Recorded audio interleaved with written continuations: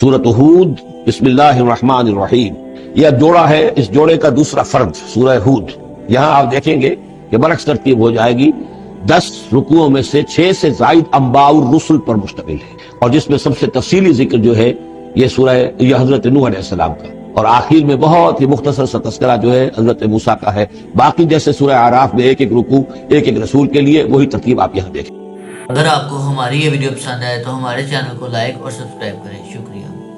بسم اللہ الرحمن الرحیم، الف لام را، کتاب محکمت آیاتہ ثم فصلت من لدن حکیم خبیر۔ الف لام را یہ وہ کتاب ہے جس کی آیات پختہ کی گئی ہیں، مضبوط کی گئی ہیں، پھر ان کی تفصیل کی گئی ہے، انہیں کھولا گیا ہے اس ہستی کی طرف سے جو حکیم اور خبیر ہے، جو کمال حکمت والا اور باخبر ہے۔ اس کا ایک مفہوم یہ ہو سکتا ہے کہ قرآن مجید میں شروع میں جو صورتیں نازل ہوئی ہیں وہ چھوٹی چھوٹی لیکن بہت پروفاؤنڈ، چند الفاظ کے اندر معلوم ہوتا ہے کہ جیسے سورۃ العصر ہے، والعصر ان الانسان لفی خسر الا الذین آمنوا وعملوا الصالحات وتواصوا بالحق وتواصوا بالصبر۔ اب اس میں کل ہدایت موجود ہے، اور امام شافعی کے وہ اقوال جو ہے میں نے اپنے کتابچے میں راہ نجات سورۃ العصر کی روشنی میں وہ سارے درج کیے ہیں کہ لو لم ينزل من القرآن سواها لکفت الناس، اگر صرف یہ سورۃ العصر نازل ہوتی، قرآن میں سے کچھ نہ نازل ہوتا تو بھی ہدایت کے لیے کافی، اور لو تدبر الناس هذه السورۃ لوسعت، اگر لوگ صرف اس سورت پر تدبر کریں، غور کریں، تو یہ ان کی ہدایت کے لیے کافی ہو جائے گی۔ تو ابتدائی صورتیں اور آیتیں بڑی محکم، لیکن اس کے بعد تفصیل انہی کی بیان کی۔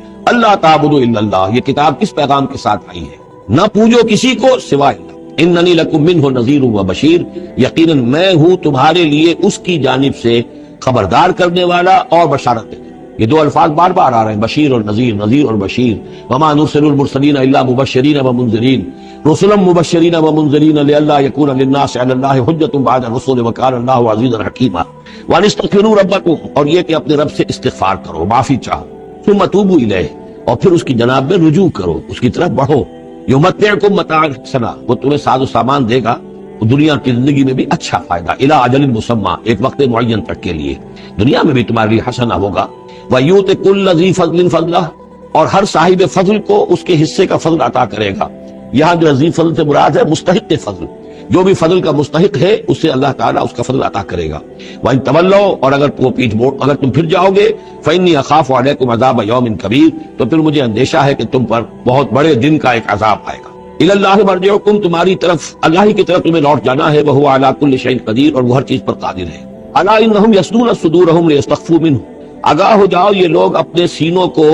دوہرا کرتے ہیں تاکہ اس سے چھپ سکے۔ یہ مشکلات القرآن میں سے اس کے بارے میں بہت سے اقوال ہیں۔ ایک رائے جو ہے کہ جو بخاری میں حضرت ابن عباس کا جو قول آیا ہے وہ یہ ہے کہ کچھ اہل ایمان کے اوپر حیا کا اتنا غلبہ تھا، جیسے حضرت عثمان رضی اللہ تعالیٰ عنہ، کہ وہ کبھی غسل بھی کرنا ہوتا تھا، اس وقت بھی عریاں ہونا انہیں پسند نہیں تھا، تو وہ اس طریقے سے جھک جاتے تھے کہ گویا کہ سطر پھر بھی جو ہے وہ چھپا رہے، اور اگر کہیں قضاء حاجت ہے یا کوئی اور، اس وقت بھی وہ پورا سطر کا اہتمام کرتے تھے۔ تو یہ فرمایا جا رہا ہے کہ تم کتنا ہی کر لو، ظاہر بات ہے کہ اللہ تعالیٰ کی نگاہوں پہ تو تم سامنے ہو، لہذا یہ ہے کہ اس میں ایک حد تک جو بھی اللہ تعالیٰ نے سطر کا، حجاب کے جو بھی احکام دیے ان کی پیروی کرو، لیکن کسی بھی معاملے میں غلو کی ضرورت نہیں ہے۔ الا انہم یسنون، باقی اور طرح سے بھی اس آیت کی جو ہے وہ تشریح کی گئی ہے۔ الا انہم یسنون صدورہم لیستخفوا منہ،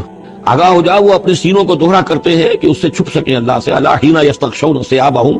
حین یستغشون ثیابہم، آگاہ ہو جاؤ کہ جب وہ اپنے اوپر اپنے کپڑے بھی اوڑھے ہوئے ہوتے ہیں، یہ تو یہ کہ اس وقت جو ہے وہ اپنے سینوں کو دوہرا کر رہے ہیں، جب کپڑے لپیٹے ہوتے ہیں، یعلم ما یسرون وما یعلنون، اس وقت بھی اللہ جانتا ہے جو کچھ وہ چھپا رہے ہوتے ہیں، جو کچھ وہ ظاہر کر رہے ہوتے ہیں۔ انہ علیم بذات الصدور، وہ تو جو کچھ سینوں کے اندر ہے اس کو بھی جانتا ہے۔ وما من دابۃ فی الارض الا علی اللہ رزقها، اور نہیں ہے کوئی بھی چلنے والی چیز، کوئی حیوان، کوئی چوپایا، کوئی چرند، کوئی پرند، زمین پر جتنے بھی حیوانات ہیں اللہ نے بنائے ہیں،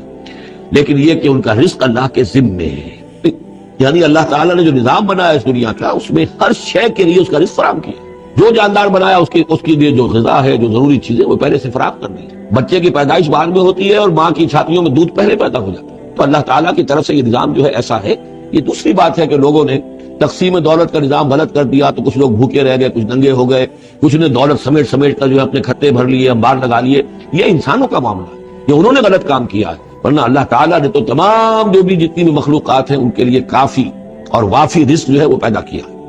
وما من دابۃ فی الارض الا علی اللہ رزقها ویعلم مستقرها ومستودعها، اور وہ جانتا ہے اس کے مستقل قیام کی جگہ کو بھی، اور جہاں وہ عارضی طور پر سونپا جاتا ہے۔ یہ مستقر اور مستودع پر گفتگو ہو چکی ہے تفصیل کے ساتھ، 3 اقوال اس کے بارے میں بیان کر چکا ہوں سورہ انعام کے ضمن میں۔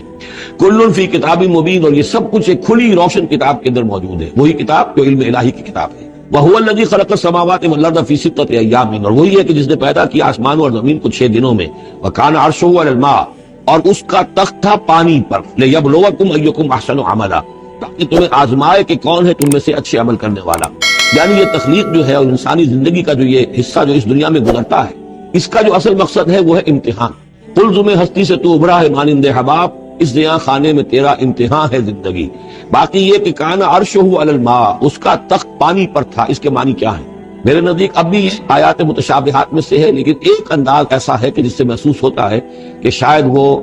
اس کی طرف اشارہ کیا جا رہا ہو کہ یہ دنیا جب بنی ہے، یہ زمین جب ٹھنڈی ہونے لگی ہے تو ٹھنڈی ہو کر اس کے بخارات نکلے ہیں، اور وہ اس کے گرد جو فضا بنی ہے، ایٹماسفیئر، اس کے اندر یہ گیسز گئی ہیں۔ ان گیسز کے اندر جو ہے ہائیڈروجن اور آکسیجن کے ذریعے سے پھر پانی پیدا ہوا ہے، اور طویل عرصے تک بارشیں ہوتی رہی، طویل عرصے تک، لاکھوں سال یہ کہتے ہیں کہ بارش ہوئی ہے۔ اور چونکہ جب زمین سکڑی ہے تو کہیں سے وہ اونچی ہو گئی، کہیں سے نیچی ہو گئی، سکڑتی ہے کوئی شے تو اس کے اندر نشیب و فراز پیدا ہو جاتے ہیں، تو بارش جب برسی ہے تو پھر یہ کہ سمندر وجود میں آئے ہیں۔ ابھی کوئی اور مخلوقات نہیں تھی، صرف یہ کہ اس زمین کے اوپر یا یہ کہ وہ پہاڑ تھے اور یا پانی تھا، بلکہ یہ کہ اکثر و بیشتر پانی ہی پانی تھا۔ پھر یہ کہ پانی اور جہاں پر مٹی پیدا ہوئی اور دلدلی علاقے بنے، اور دلدلی علاقوں کے اندر پھر وہ کچھ حیات جو ہے اس کی شکلیں پیدا ہوئی، چاہے وہ نباتاتی حیات تھی اور چاہے وہ حیواناتی حیات۔ تو وہ جو ایک دور ہے جبکہ ابھی مخلوقات، اس زمینی مخلوقات کے اندر ابھی کوئی شے نہیں آئی تھی، کوئی حیوانات نہیں، کوئی سمندر کے کوئی جانور نہیں، کوئی زمین کے اوپر خشکی کے جانور نہیں، تو اس وقت جو ہے گویا کہ اللہ تعالیٰ کا جو تخت حکومت ہے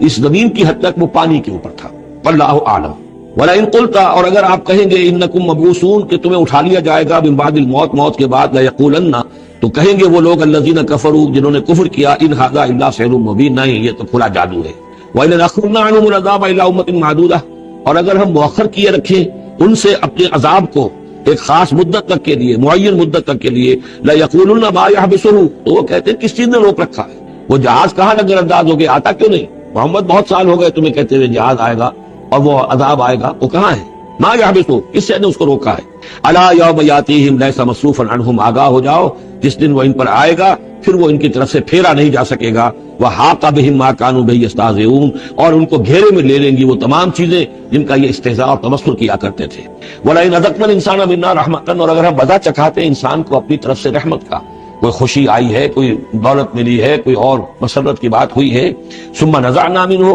پھر جب ہم اس سے وہ چھین لیتے ہیں، لے لیتے ہیں، سلب کر لیتے ہیں، انہ لیئوس کفور، تو وہ ہو جاتا بالکل مایوس، نہایت ناشکر، بھول جاتا ہے کبھی اللہ کی نعمت بھی تھی، کبھی اللہ کی نگاہ کرم بھی مجھ پر تھی، ٹھیک ہے آج مجھ پر سختی آ گئی ہے تو سختی نرمی آتی رہتی ہے، اللہ تعالیٰ کی طرف سے ہے، اگر نرمی بھی تھی تو اللہ کی طرف سے، اور سختی بھی آئی ہے تو اللہ کی طرف سے، اس پر شکر چاہیے تھا، اس پر صبر چاہیے، لیکن نہیں، انسان جو ہے لیئوس کفور، انتہائی مایوس اور نہایت ناشکر، ہم پر تو کبھی اللہ کی کوئی نظر کرم ہوئی نہیں۔ وَلَئِنْ أَذَقْنَاهُ نَعْمَاءَ بَعْدَ ضَرَّاءَ مَسَّتْهُ، اگر ہم مزہ چکھائیں اسے نعمتوں کا اس کے بعد کہ کوئی تکلیف اس کو پہنچی ہوئی تھی، لَيَقُولَنَّ ذَهَبَ السَّيِّئَاتُ عَنِّي، تو وہ کہے گا بس یہ میرے دل اندر دور ہو گئے، ساری برائیاں اب تو، ساری مصیبتیں ختم ہو گئیں۔ إِنَّهُ لَفَرِحٌ فَخُورٌ، اب وہ فرح اور فخور بن جاتا ہے، وہ یعنی اتراتا ہے، فخر کرتا ہے اور کہتا ہے یہ میں نے محنت کی، میں نے کوشش کی، میں نے تدبیر کی، دیکھا میں نے یہ شکل کی تھی جس کی وجہ سے کہ میری کاروبار جو بالکل ختم ہو رہا تھا، ڈوب رہا تھا، وہ ٹھیک ہو گیا۔ یعنی یہ کہ ہر حال میں اللہ سے دور، یہ نہیں جانتا کہ جو بھی معاملہ آیا تھا وہ اللہ کی طرف سے ہے، خیر ہو یا شر ہو وہ اللہ کی طرف سے ہے، اس سے ناواقف۔ الا الذین صبروا، سوائے ان کے کہ جو صبر کی روش اختیار کریں، یہ سب کی بات نہیں ہے، جن کو اللہ نے ایمان دیا ہو اور ایمان کے نتیجے میں صبر پیدا ہوا ہو۔ الا الذین صبروا وعملوا الصالحات، اور انہوں نے نیک اعمال کیے ہوں، اولئک لہم مغفرۃ واجر کبیر، ان کے لیے مغفرت ہے اور بہت بڑا اجر ہے۔ فلعلک تارک بعض ما یوحی الیک، تو اے نبی شاید کہ آپ کچھ چیزیں چھوڑ دیں اس میں سے جو آپ کی طرف وحی کی جا رہی ہے، وضائق بہ صدرک، اور آپ کا سینہ اس سے بھج رہا ہے، تنگ ہو رہا ہے، ان یقولوا، اس وجہ سے کہ وہ کہہ رہے ہیں لولا انزل علیہ کنز او جاء معہ ملک، کہ وہ یہ کہہ رہے ہیں کہ کیوں نہیں ان کے اوپر اتار دیا گیا کوئی خزانہ، یا کیوں نہیں آیا ان کے پاس کوئی فرشتہ، معہ ان کے ساتھ کوئی فرشتہ۔ وہی بات جو سورہ انعام میں آ چکی ہے، اس کا ذروہ سنام اس مضمون کا سورہ انعام میں آ چکا ہے، لیکن ان تمام صورتوں کے اندر بھی یہ چیزیں موجود ہیں۔ یہ دونوں گروپ جو ہیں مکی صورتوں کے، جن میں سے ایک میں وہ 2 صورتیں ہیں جو ہم پڑھ چکے، انعام، اعراف، اور دوسرا جو یہ ہے جو 14 صورتوں پر مشتمل ہے، جس کی دوسری صورت ہم پڑھ رہے ہیں، ان سب کا تعلق جو ہے یوں سمجھیے، ایک استثناء ہے وہ میں بعد میں بتا دوں گا، یہ قیام مکہ کے آخری 4 سالوں کی صورتیں ہیں، یعنی حضور کا قیام مکہ مکرمہ میں وحی کے آغاز کے بعد 12 سال، اس کو 4 حصوں میں تقسیم کر لیجیے۔ پہلے 4 سال میں جو صورتیں نازل ہوئی ہیں وہ قرآن مجید کے آخری 2 گروپوں میں ہیں، سورہ قاف سے لے کے آخر تک۔ درمیانی 4 سال جو تھے ان کے درمیان جو ہے وہ درمیانی 2 گروپوں میں ہیں، اور یہ جو ہے شروع کے 2 گروپ جو ہیں ان کے اندر وہ صورتیں ہیں کہ جو آخری دور میں نازل ہوئی ہیں، آخری 4 سالوں میں، اور ان میں یہ مضمون کثرت سے ملے گا۔ فَلَعَلَّكَ تَارِكٌ بَعْضَ مَا يُوحَىٰ إِلَيْكَ، تو شاید نبی آپ ترک کر دیں گے بعض چیزیں جو آپ کی طرف وحی کی گئی ہیں، وَضَائِقٌ بِهِ صَدْرُكَ، اور آپ کا سینہ جو ہے اس پر بھچ رہا ہے، أَن يَقُولُوا، کہ وہ یہ کہہ رہے ہیں لَوْلَا أُنزِلَ عَلَيْهِ كَنزٌ، کیوں نہیں اتار دیا گیا ان پر کوئی خزانہ، أَوْ جَاءَ مَعَهُ مَلَكٌ، یا ان کے پاس آ گیا ہوتا کوئی فرشتہ۔ انما انت نذیر، دیکھیے پھر آپ سمجھ لیجئے آپ کا فرض منصب یہ ہے کہ آپ صرف ایک خبردار کرنے والے ہیں، واللہ علی کل شیء وکیل، باقی ہر چیز کا ذمہ دار اللہ۔ کب عذاب بھیجنا ہے، کب نہیں بھیجنا، کوئی معجزہ دکھانا ہے یا نہیں دکھانا، کس کو ایمان کی توفیق دینی ہے، کس کو نہیں دینی ہے، یہ سارے معاملات اللہ کے ہاتھ۔ ام یقولون افترا، کیا ان کا کہنا یہ ہے کہ یہ قرآن جو ہے محمد نے خود گھڑ لیا ہے؟ قل فاتوا بعشر سور مثلہ مفتریات، اب یہ ہے وہ چیلنج جو دوسرے نمبر پر دیا گیا۔ پہلا چیلنج تھا کہ تم پورے قرآن جیسی کوئی کتاب بنا کر لاؤ، وہ آگے چل کر آئے گا سورہ بنی اسرائیل میں اور دوسری صورتوں میں۔ اس سے نیچے اتر کر اچھا 10 صورتیں بنا کے لے آؤ، اس سے نیچے بسبیل تنزل 1 صورت، اس 1 صورت کی بات سورہ یونس میں بھی آ چکی ہے اور سورہ بقرہ میں بھی، یہاں وہ 10 والا معاملہ ہے۔ قل فاتوا بعشر سور مثلہ مفتریات، تو ان سے کہیے کہ اچھا اگر ایسا ہی ایک قرآن گھڑا جا سکتا ہے اور انسان کی قوت اور قدرت میں ہے کہ ایسی کتاب تصنیف کر لے، تو تم 10 صورتیں تم بھی اس کی تصنیف کر کے لے آؤ۔ وَادْعُوا مَنِ اسْتَطَعْتُم مِّن دُونِ اللَّهِ إِن كُنتُمْ صَادِقِينَ، اور جن کو بھی تم بلا سکو اللہ کے سوا بلا لو مدد کے لیے اگر تم سچے ہو۔ فَإِن لَّمْ يَسْتَجِيبُوا لَكُمْ، پھر اگر وہ تمہارے مددگار جو ہے تمہاری اس دعا کو قبول نہ کرے، نہ پورا کرے، یا یہ کہ اے مسلمانوں اگر تمہارا جو چیلنج جو ہے یہ کفار قبول نہ کرے، فَاعْلَمُوا أَنَّمَا أُنزِلَ بِعِلْمِ اللَّهِ، تو جان لو تمہیں یقین قابل ہونا چاہیے کہ یہ اللہ تعالیٰ کے علم سے نازل ہوا ہے، وَلَا إِلَٰهَ إِلَّا هُوَ، اور اللہ کے سوا کوئی معبود نہیں، فَهَلْ أَنتُم مُسْلِمُونَ، تو اب اللہ کا حکم مانتے ہو یا نہیں، فرما برداری کرتے ہو کہ نہیں۔ یہ کفار ہی سے خطاب ہے کہ اگر تمہارے وہ جو معبود ہیں تم ان کو پکارو کہ اس ایسی 10 صورتیں ہمیں بھی، آپ بھی کچھ کوشش کریں، ہم بھی کوشش کرتے ہیں مل جل کر، کچھ آپ القاء فرمائیں، الہام فرمائیں، کچھ ہم محنت کرتے ہیں، اور اگر وہ نہ کریں تو پھر جان لو فَاعْلَمُوا أَنَّمَا أُنزِلَ بِعِلْمِ اللَّهِ وَلَا إِلَٰهَ إِلَّا هُوَ فَهَلْ أَنتُم مُسْلِمُونَ مَنْ كَانَ يُرِيدُ الْحَيَاةَ الدُّنْيَا وَزِينَتَهَا نُوَفِّ إِلَيْهِمْ أَعْمَالَهُمْ فِيهَا وَهُمْ فِيهَا لَا يُبْخَسُونَ، جو لوگ بھی طالب ہوتے ہیں، ارادہ کر لیتے ہیں، طالب ہوتے ہیں دنیا کی زندگی کا اور اس کی زینت کا، زیبائش، آرائش، چمک دمک، ساز و سامان، اسی کے پیچھے پڑے ہوئے ہیں، محنت کر رہے ہیں، بھاگ دوڑ کر رہے ہیں، خون پسینہ ایک کر رہے ہیں، دن رات ایک کر دیا ہے۔ نُوَفِّ إِلَيْهِمْ أَعْمَالَهُمْ فِيهَا، ہم اسی دنیا کی زندگی میں ان کے اعمال کا پورا بدلہ دے دیتے ہیں۔ ٹھیک ہے محنت کر رہے ہو بھائی، تمہاری بلڈنگ بھی بڑی اونچی بن گئی ہے اور تمہاری کار بھی بہت اعلیٰ ہے اور تمہارا کاروبار بھی خوب چمک گیا ہے، تم نے چونکہ یہی چاہا، یہی اسی کے لیے محنت کی، اسی کے لیے بھاگ دوڑ کی، تو اللہ تعالیٰ وَهُمْ فِيهَا لَا يُبْخَسُونَ، اس میں اللہ تعالیٰ ان کے ساتھ تو بخل نہیں کرتا اور ان کی جو محنت ہے اس کا جو بدلہ ہے انہیں اس دنیا میں دے دیتا ہے۔ لیکن أُولَٰئِكَ الَّذِينَ لَيْسَ لَهُمْ فِي الْآخِرَةِ إِلَّا النَّارُ، لیکن پھر یہ وہ لوگ ہیں جن کے لیے آخرت میں کچھ نہیں ہے سوائے آگ، ساری محنت بھاگ دوڑ دھوپ یہاں کے لیے تھی، یہاں ہم نے تمہیں دے دیا۔ أُولَٰئِكَ الَّذِينَ لَيْسَ لَهُمْ فِي الْآخِرَةِ إِلَّا النَّارُ وَحَبِطَ مَا صَنَعُوا فِيهَا، کچھ انہوں نے اس دنیا میں کیا ہوگا وہ تو حبط ہو جائے گا، وَبَاطِلٌ مَا كَانُوا يَعْمَلُونَ، اور جو کوئی جھوٹی سچی نیکی کی ہوگی اپنے دل کو دھوکہ دینے کے لیے وہ بھی بے بنیاد تھی، اس کی کوئی حیثیت نہیں تھی۔ أَفَمَنْ كَانَ عَلَىٰ بَيِّنَةٍ مِّن رَبِّهِ، تو بھلا وہ شخص کہ جو اپنے رب کی طرف سے بینہ پر تھا، اور یہاں بینہ سے مراد ہے فطرت سلیمہ، جس کے بارے میں کئی بار عرض کر چکا ہوں، فطرت سلیمہ، انسان کے اندر جو روح ربانی پھونکی گئی ہے اس کی وجہ سے وہ جو فطرت ہے اس کے اندر وہ سارے حقائق موجود ہیں، یہ جو حقائق جن کو اجاگر کرنے کے لیے پھر یہ وحی آئی ہے اور اس ڈورمنٹ کانشسنس کو ایکٹیویٹ کرنے کے لیے، تو جس شخص کی وہ فطرت سلیم ہے، قائم ہے، بینہ ہے، روشن ہے، پاک ہے، وَيَتْلُوهُ شَاهِدٌ مِّنْهُ، اور پھر اس کے پیچھے آتا ہے اس کے لیے گواہ، یعنی ایک شخص ہے جس کی فطرت سلیم تھی، حضور صلی اللہ علیہ وسلم ہے، سلیم فطرت، نیک فطرت، عقل سلیم، اور پھر وحی بھی آ گئی، وحی نے گواہی دے دی، گویا کہ 2 چیزیں مل گئی، نور علی نور، یہ تمثیل جو ہے سورہ نور میں جا کر مکمل طور پہ سامنے آئے گی۔ افمن کان علی بینۃ من ربہ ویتلوہ شاہد منہ ومن قبلہ کتاب موسیٰ اماما ورحمہ، اور پھر اس کے علاوہ اس سے پہلے کتاب موسیٰ موجود ہے جو امام بھی تھی، رہنمائی کرنے والی، اور رحمت بھی تھی، یعنی دوسری تصدیق ہو رہی ہے وہ تورات سے ہو رہی ہے۔ تو فطرت محمدی صلی اللہ علیہ وسلم وہ بینہ، وہ روشن، خالص، پھر وہی جو آپ پر آ گئی نور علی نور، اور نمبر 3 تورات جو ہے اس کی تصدیق کر رہی ہے، یہ گویا کہ اور اضافی چیز۔ اولئک یؤمنون بہ، یہی لوگ ہیں کہ جو اس پر ایمان لائیں گے، ومن یکفر بہ من الاحزاب، اور جو اس کا انکار کریں گے، کفر کریں گے اس کتاب کا، من الاحزاب، ان تمام گروہوں میں سے، فرقوں میں سے، چاہے وہ مشرکین مکہ ہوں اور چاہے وہ اہل کتاب ہوں، فالنار موعدہ، تو پھر آگ ہی ان کے وعدے کی جگہ ہے۔ فلا تک فی بریۃ منہ، تو اے نبی آپ ان کے بارے میں کسی شک و شبے میں نہ رہیں، انہ الحق من ربک، یقیناً یہ حق ہے آپ کے رب کی طرف سے، ولکن اکثر الناس لا یؤمنون، لیکن اکثر لوگ ایمان لانے والے نہیں ہیں۔ ومن اظلم ممن افترى علی اللہ کذبا، اور کون زیادہ ظالم ہوگا، اس سے بڑھ کر ظالم ہوگا اس سے کہ جس نے اللہ پر جھوٹ باندھا،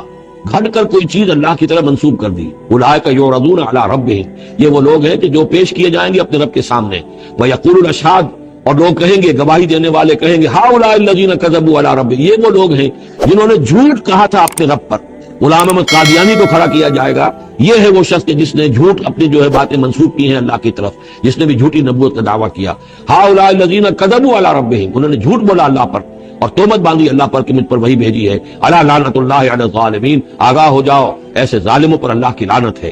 الذین یصدون عن سبیل اللہ، جو اللہ کے راستے سے روکتے ہیں، وَيَبْغُونَهَا عِوَجًا، اور اس میں کجیاں نکالتے ہیں، ڈھونڈتے ہیں، مین میخ نکالتے ہیں تاکہ لوگ جو ہے اس راستے کو اختیار نہ کریں۔ وَهُمْ بِالْآخِرَةِ هُمْ كَافِرُونَ، اور آخرت کے وہ بالکل انکاری ہیں اور منکر ہیں، اور اصل تو ان کی بیماری یہی ہے، آخرت کا انکار ہے، جس کی وجہ سے کہ ان کی عقلوں پر پردے پڑے ہوئے ہیں۔ آخرت سے جو ان کی بے رغبتی ہے، لا یرجون لقاءنا، جو سورہ یونس میں ہم نے بار بار پڑھا، وہ لوگ کہ جو ہم سے ملاقات کے امیدوار ہی نہیں، یہ ہے اصل میں کہ جو غفلت کی اصل جڑ اور بنیاد ہے۔ اولئک لم یکونوا موجودین فی الارض، یہ وہ لوگ ہیں کہ یہ ہرگز زمین میں عاجز کرنے والے نہیں ہیں، یہ شکست نہیں دے سکتے حق کو، یہ اللہ تعالیٰ کو شکست نہیں دے سکتے، اللہ کے رسول کو شکست نہیں دے سکتے۔ لم یکونوا موجودین فی الارض وما کان لهم من دون اللہ من اولیاء، اور نہ ہی ان کے اللہ کے سوا یا اللہ کے مقابلے میں کوئی مددگار اور حمایتی ہے۔ یضاعف لهم العذاب، ان کے لیے تو عذاب بڑھایا جاتا رہے گا، دگنا کیا جاتا رہے گا۔ ما كانوا يستطيعون سمع ما كانوا يستطيعون السمع وما كانوا يبصرون، اور وہ اس لیے کہ نہ تو وہ سننے کی صلاحیت رکھتے تھے اور نہ دیکھتے تھے، اندھے اور بہرے ہو گئے تھے، سم بکم عمی فهم لا يرجعون، اس لیے اب ان کے لیے عذاب جو ہے بڑھایا جاتا رہے گا۔ اولئک الذین خسروا انفسهم، یہ وہ لوگ ہیں جنہوں نے اپنے آپ کو ہلاک کر لیا، تباہ و برباد کر دیا۔ وضل عنهم ما كانوا يفترون، اور ان سے سب گم ہو کر رہ گئی وہ ساری افترا جو وہ کرتے رہے تھے۔ وہ کہاں گئے معبود، کہاں گئے من گھڑت خیالات، کہاں ہیں وہ شفعاء، کہاں ہیں وہ چھڑانے والے، وہ سب کے سب جو ضل عنہم ما كانوا یفترون، گم ہو گئے وہ سب کہ جس کا کہ انہوں نے افترا کیا تھا۔ لا جرم انہم فی الآخرۃ هم الاخسرون، تو اب اس میں کیا شک ہے کہ آخرت میں سب سے بڑھ کر خسارہ پانے والوں میں وہی ہوں گے۔ اکثر جو ہے افل کی بنا پر افل التفضیل۔ ان الذین آمنوا وعملوا الصالحات، اس کے برعکس سائملٹینیس کنٹراسٹ کا قاعدہ، اس کے برعکس وہ لوگ جو ایمان لائے اور جنہوں نے نیک عمل کیے، وہ اخبتوا الی ربہم، اور جو اپنے رب کے سامنے جنہوں نے عاجزی کی، گڑ گڑاتے رہے، تضرع اختیار کیا۔ اولئک اصحاب الجنہ، یہ ہوں گے جنت والے، ہم فیہا خالدون، وہ رہیں گے اس میں ہمیشہ ہمیش۔ مثل الفریقین کالاعمی والاصم والبصیر والسمیع، یہ جو دو گروہ ہیں، یہ فریقین ہیں، ایک اہل ایمان ہے اور ایک وہ ہے مشرک اور کافر، ان کی مثال ایسے ہے کہ ایک طرف تو ایک اندھا اور بہرا ہے، کالاعمی والاصم، اندھا بھی ہے بہرا بھی ہے، اور دوسرا والبصیر والسمیع، جو دیکھتا بھی ہے اور سنتا بھی ہے۔ هل یستویان مثلا، کیا یہ برابر ہے مثال کے اعتبار سے؟ افلا تذکرون، تو کیا وہ نصیحت اخذ نہیں کرتے؟ وَلَقَدْ أَرْسَلْنَا نُوحًا إِلَىٰ قَوْمِهِ إِنِّي لَكُمْ نَذِيرٌ مُّبِينٌ أَلَّا تَعْبُدُوا إِلَّا اللَّهَ إِنِّي أَخَافُ عَلَيْكُمْ عَذَابَ يَوْمٍ أَلِيمٍ۔ صدق اللہ العظیم۔ سورہ ہود میں بھی اب جیسا کہ پہلے عرض کیا جا چکا ہے، 6 رکوع جو ہے انباء و رسل پر مشتمل ہے۔ جیسا کہ اس سے پہلے کئی مرتبہ عرض کر چکا ہوں، یہ 6 رسولوں کے حالات ہیں جو قرآن مجید میں کئی بار آئے ہیں۔ سب سے پہلے حضرت نوح علیہ السلام، پھر حضرت ہود، پھر حضرت صالح، پھر حضرت لوط، پھر حضرت شعیب، اور پھر حضرت موسیٰ علیہ السلام۔ تو یہ جو نقشہ آپ کے سامنے اس وقت موجود ہے، اس سے آپ کو اندازہ ہو جائے گا کہ یہ پورا یوں سمجھیے ارض القرآن ہے۔ یہ قرآن مجید میں جن رسولوں کے حالات آئے ہیں وہ سب کے سب جو ہیں وہ اس خطے کے اندر وہ مبعوث کیے گئے۔ یہ داہنی طرف جو ہے وہ بحر جو خلیج فارس ہے، یہ خلیج فارس سیدھا اوپر اگر لکیر چلی جائے گی، اور ادھر سے یہ جو بحر قلزم ہے، اس کے جو یہ اوپر جا کے 2 کھاڑیاں بن گئی ہیں، تو وہ جو ہے خلیج عقبہ آخر میں اوپر، اس سے لکیر جائے گی۔ تو یہ دونوں لکیریں جہاں جا کر مل جائیں گی، وہ اس نقشے میں ابھی نظر نہیں آ رہا، ذرا نیچے کی جب شاید نظر آ جائے گا۔ یہ جگہ ہے جہاں پہ وہ سرخ نشان بنا ہوا ہے، یہ علاقہ ہے جہاں کہ حضرت نوح علیہ السلام کی قوم آباد تھی۔ اور معلوم ہوتا ہے کہ اس وقت تک نسل انسانی صرف اسی علاقے میں تھی، یہیں پر عذاب آیا ہے بہت بڑا جو طوفان آیا ہے، اور اسی سے ذرا اور اوپر چل کر شمال کی طرف پہاڑی علاقہ ہے کوہ ارارات، اور اسی میں کوہ جودی ہے، یہ علاقہ ہے وہ کہ جس کے اندر حضرت نوح علیہ السلام کی قوم آباد تھی۔ اس کے بعد جب وہ حضرت نوح علیہ السلام اور ان کے جو بھی بیٹے تھے وہ بچ کر جب آباد ہوئے ہیں، تو پھر ان کا ایک بیٹا جو ہے، ذرا اور نیچے بھی رکھیں، ان کا ایک بیٹا جو ہے حضرت سام، وہ عراق میں آ کر آباد ہوئے۔ یہ جو سفید صاحب کو نظر آ رہا ہے یہ عراق کا علاقہ ہے، یعنی اسی علاقے سے ذرا نیچے اترے اور عراق میں آباد ہوئے۔ حضرت سام کی نسل میں پھر بہت سی قومیں پیدا ہوئی ہیں، تو انہی میں سے پھر ایک قوم ہے جو نیچے آئی ہے جزیرہ نما عرب کے بالکل جنوب میں، یہ جو علاقہ ہے یہاں پر یہ قوم، یہ احقاف کا علاقہ کہلاتا ہے، اور یہاں پر قوم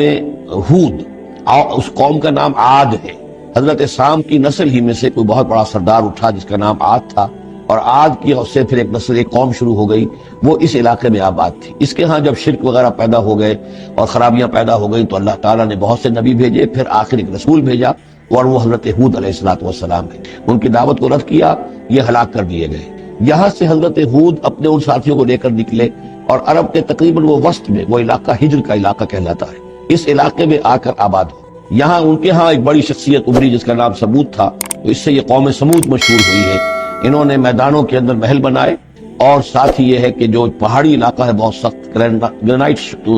راکس ہیں، ان کو تراش تراش کر ان کے اندر بھی مکان بنائے، یہ قوم سمود ہے۔ تو قوم نوح، قوم ہود، قوم سمود، یہ تینوں قومان جو ہیں حضرت ابراہیم علیہ السلام سے پہلے کی۔ اب پھر لوٹ گئے عراق کی طرف، عراق ہی میں جو قوم باقی رہی انہی میں حضرت ابراہیم علیہ السلام کی بعثت ہوئی ہے۔ لیکن حضرت ابراہیم علیہ السلام کے بارے میں یہ انداز جو انباء و رسل کا ہے وہ قرآن مجید میں کہیں نہیں ہے۔ یہاں پہ آپ دیکھیں گے سورہ ہود میں ان کا تذکرہ آئے گا، لیکن وہ قصص النبیین کے انداز میں تذکرہ آئے گا، انباء و رسل کے انداز میں نہیں آئے گا۔ حضرت ابراہیم یہاں سے، اور یہاں سے پھر انہوں نے ہجرت کی عراق سے اور شام چلے گئے، پورا صحرا کراس کر کے شام میں جا کر، اور وہاں سے پھر انہوں نے اپنے بیٹے کو اسحاق کو آباد کیا، وہ جو سرخ نشان نظر آ رہا ہے آپ کو، یہ فلسطین کا علاقہ ہے۔ ایک بیٹے کو حضرت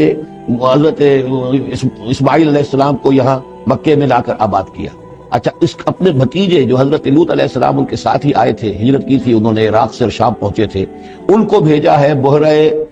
ڈیڈ سی جو ہے، بحیرہ مردار، اس کے کنارے پر یہ شہر آباد تھے، عمورہ اور صدوم، وہاں بھیجا ہے۔ تو انباء الرسل کے ضمن میں پھر قوم سمود کے بعد ذکر آئے گا تو وہ قوم لوط کا ہے۔ البتہ حضرت ابراہیم علیہ السلام ہی کی ایک تیسری بیوی قطورہ، ان کی اولاد میں سے مدین نام کے بھی ایک تھے، اور ان سے جو قوم چلی قوم مدین، وہ خلیج عقبہ کے داہنی طرف جو ہے مشرق میں، یہ یہاں آباد ہوئے۔ یہ علاقہ ہے ان کا جہاں پہ کہ حضرت شعیب علیہ السلام کو بھیجا گیا، اور خلیج کے قریب لے جائیے، خلیج کے قریب اس علاقے میں یہ مدین کا علاقہ ہے، اس میں حضرت شعیب علیہ السلام بھیجے گئے۔ اب یہ جو سینائی پیننسولا ہے، اس کو نقشے کو ذرا ہٹائیے داہنی طرف، ادھر لے جا، ادھر داہنی طرف ہٹائیں، تو ادھر جو ہے مصر ہے، وہ دریائے نیل نظر آ رہا ہے۔ یہاں سے وہ جو ہے حضرت یوسف علیہ السلام، کیونکہ اب سورہ ہود کے بعد سورہ یوسف بھی آ جائے گی، تو حضرت یوسف علیہ السلام کو جب کہ ان کے بھائیوں نے کنویں میں پھینکا ہے، اور وہ پھر قافلہ ان کو لے گیا ہے مصر، اور وہ پھر ذریعہ بن گئے پوری اس قوم کے مصر میں آنے کا، تو یہاں پھر حضرت موسیٰ علیہ السلام کی بعثت ہوئی ہے مصر میں۔ تو کل یہ علاقہ ہے کہ جن میں وہ انبیاء اور رسل جو ہیں مبعوث ہوئے ہیں، کہ جن کا ذکر اکثر و بیشتر قرآن میں آتا ہے۔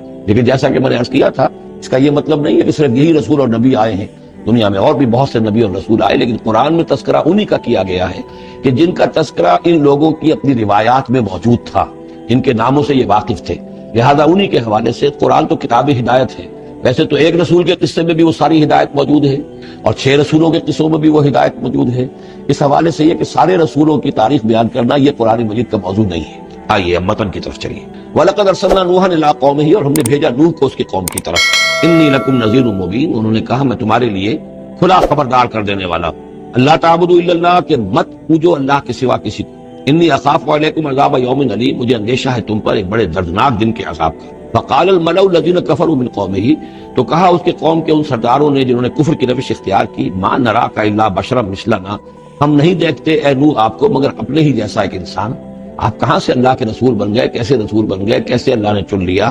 آپ تو ہمارے جیسے ایک انسان ہیں۔ وما نراک اتبعک الا الذین هم اراذلنا بادی الرائے، اور اس سے بھی آگے بڑھ کر ہم نہیں دیکھتے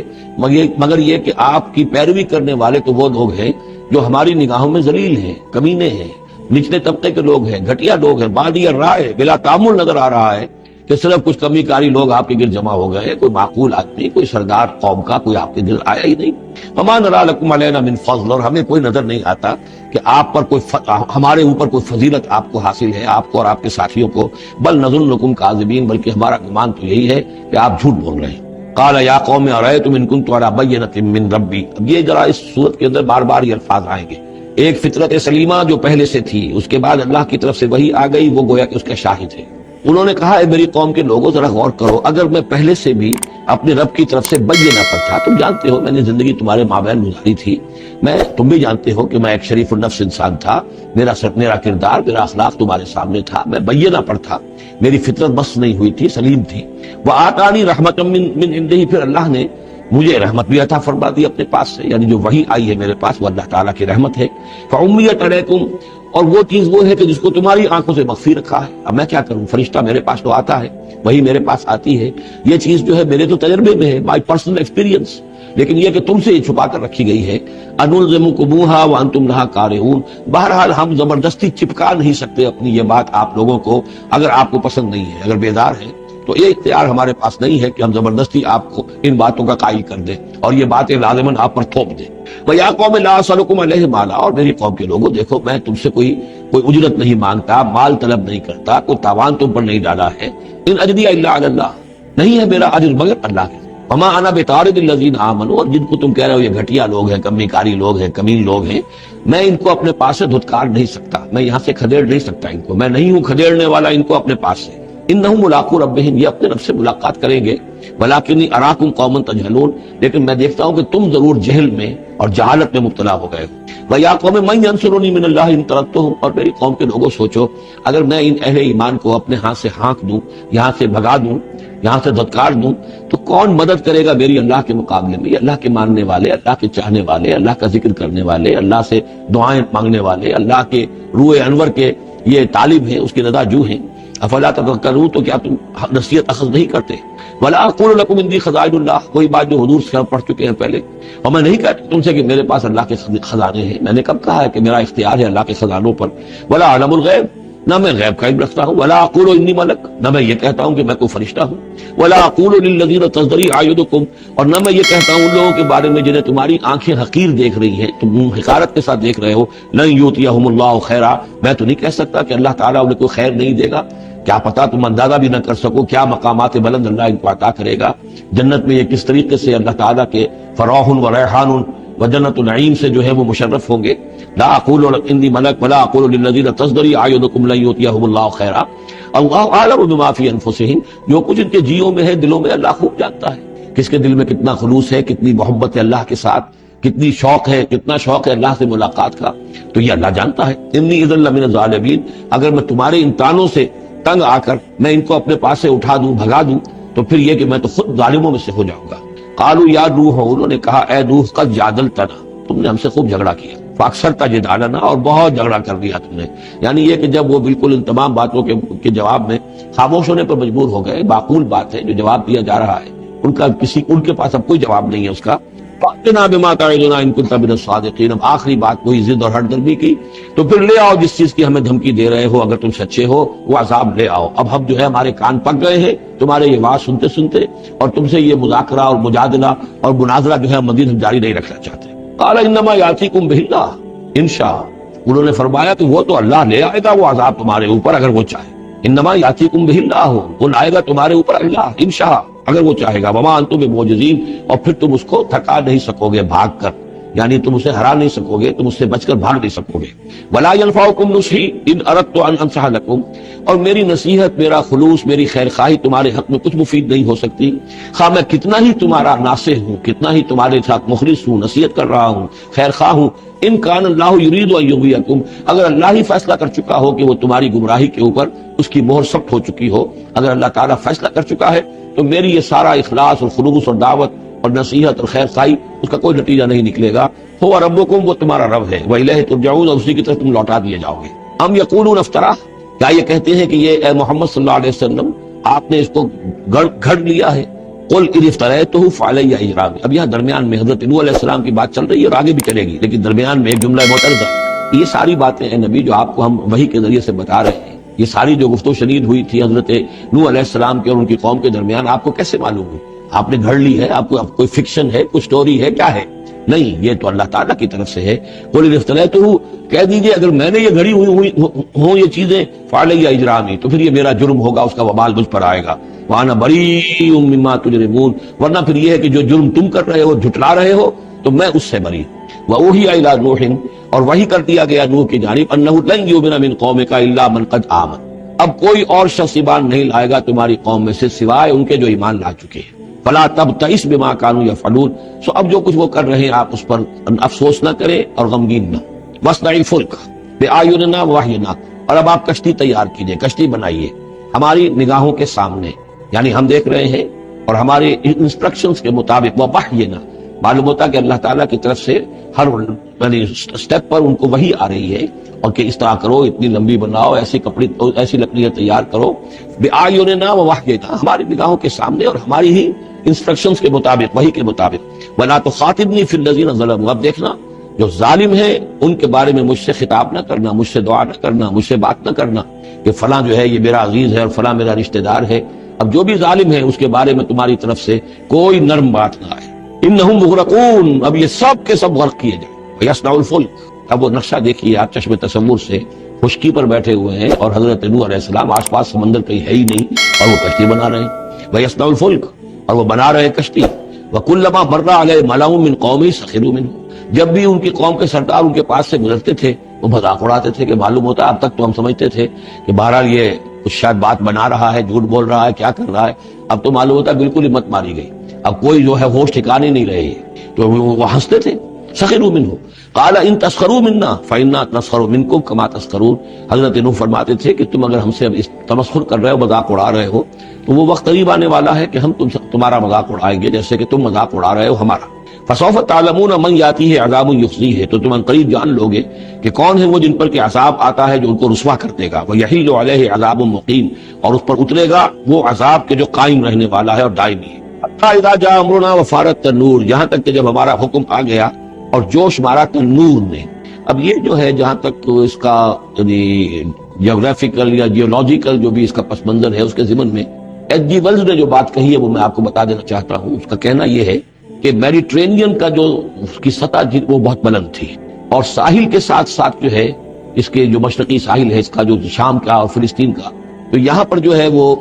اونچے پہاڑ تھے۔ جیسے کراچی کے بارے میں بھی کہا جاتا ہے کہ کراچی کے بعض علاقے جو ہیں وہ سطح سمندر سے نیچے ہیں، لیکن ساحل کے ساتھ ساتھ اونچا علاقہ ایسا ہے کہ جو سمندر کو روکے ہوئے ہے۔ اگر کسی جگہ پر ایسا ہو تو اگر کہیں کوئی ایک سوراخ بھی ہو جائے تو یہ ایسا ہی ہے جیسے کسی بڑے بند میں سوراخ ہو جائے۔ اگر خدا نہ خواستہ کہیں تربیلا ڈیم میں یا کہیں کوئی اور اس طریقے کی بات ہو جائے تو پھر جو تباہی آئے گی اس کا آپ اندازہ کر لیجئے۔ تو ان کا کہنا یہ ہے کہ وہ سیلاب جو آیا ہے تو میڈیٹرینین میں وہ جو اس کا ساحلی علاقہ تھا اس میں سے کہیں وہ راستہ نکلا ہے پانی کا، اور پھر سمندر آیا ہے، اور وہ سمندر جو ہے پورے مڈل ایسٹ کے علاقے کے اوپر جو ہے اس کے اوپر وہ پانی سمندر کی شکل بن گیا ہے۔ یہ ہے ان کی تعبیر، اس لیے کہ تاریخی طور پر اور طبقات الارض کا جو علم ہے وہ بتاتا ہے کہ اس پورے علاقے میں ایک بہت بڑے وسیع پیمانے پر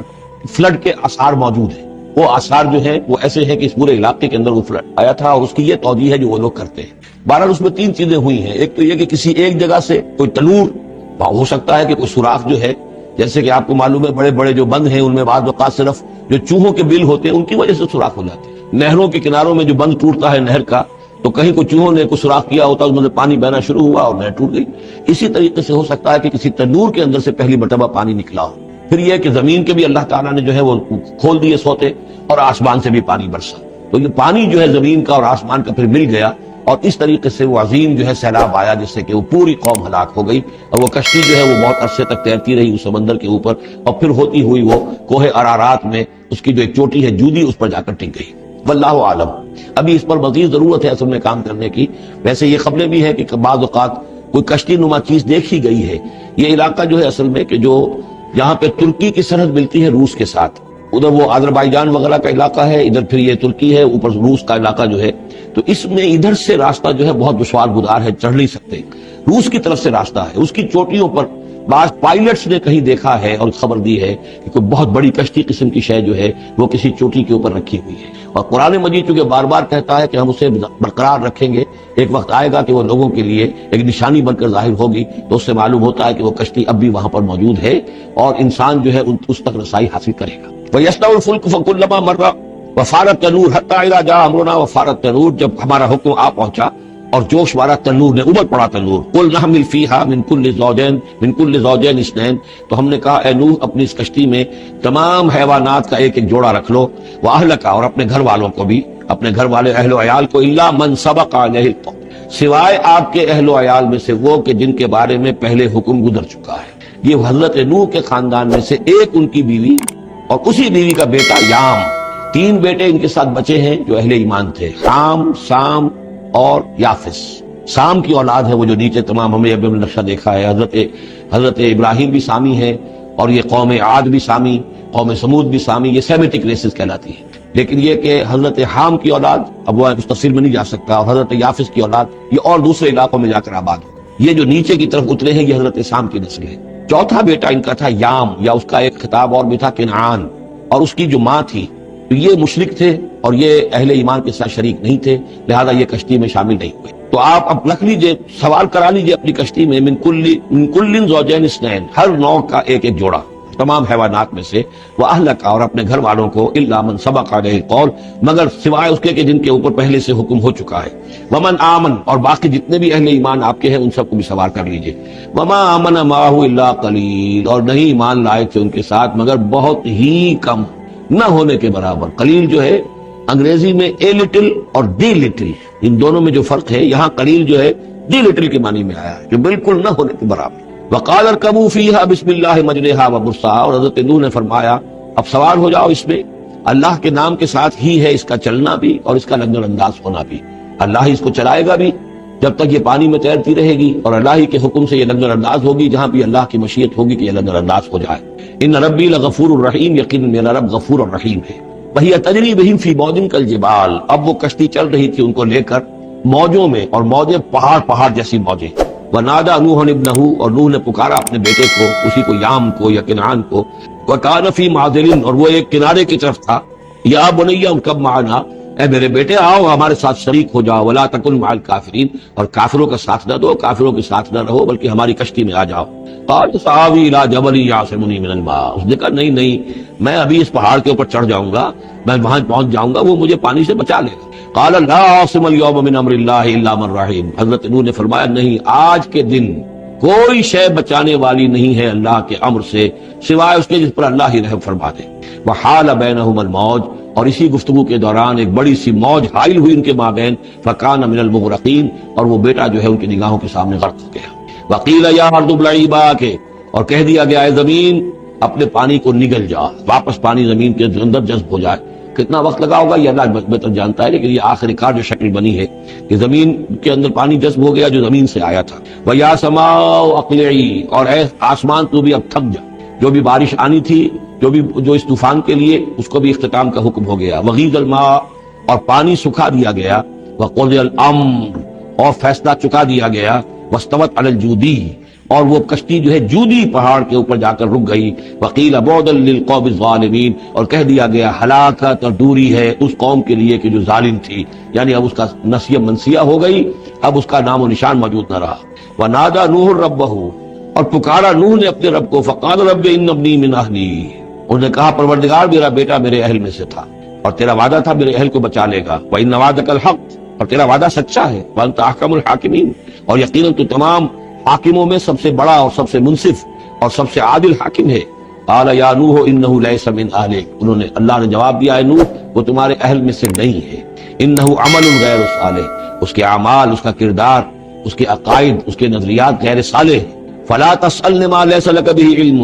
تو اب مجھ سے ان چیزوں کے بارے میں سوال نہ کرو جس کے لیے تمہارے پاس کوئی علم نہیں ہے۔ انی اعوذک ان تکون من الجاہلین، اور میں تمہیں نصیحت کر رہا ہوں کہ تم جاہلوں میں سے نہ بن جاؤ۔ یہاں وہ یاد کر لیجئے سورہ نام کی آیت 35، اس میں حضور سے کہا گیا تھا فلا تکونن من الجاہلین، میں نے اس وقت بھی نوٹ کرا دیا تھا کہ یہ سخت ترین الفاظ یا حضور سے فرمائے گئے ہیں سورہ انعام میں، اور یہاں پر سورہ ہود میں یہ آئے ہیں حضرت نوح علیہ السلام سے خطاب کرتے ہوئے۔ انی اعوذک ان تکون من الجاہلین سنت اس کو تسلیم نہیں کرتے. اس کی وجہ یہ ہے کہ جو قاعدہ دیا گیا ہے سورہ نور میں وہ یہ ہے کہ اللہ تعالیٰ صالح لوگوں کے لیے بیویاں بھی دیکھ دیتا ہے، اور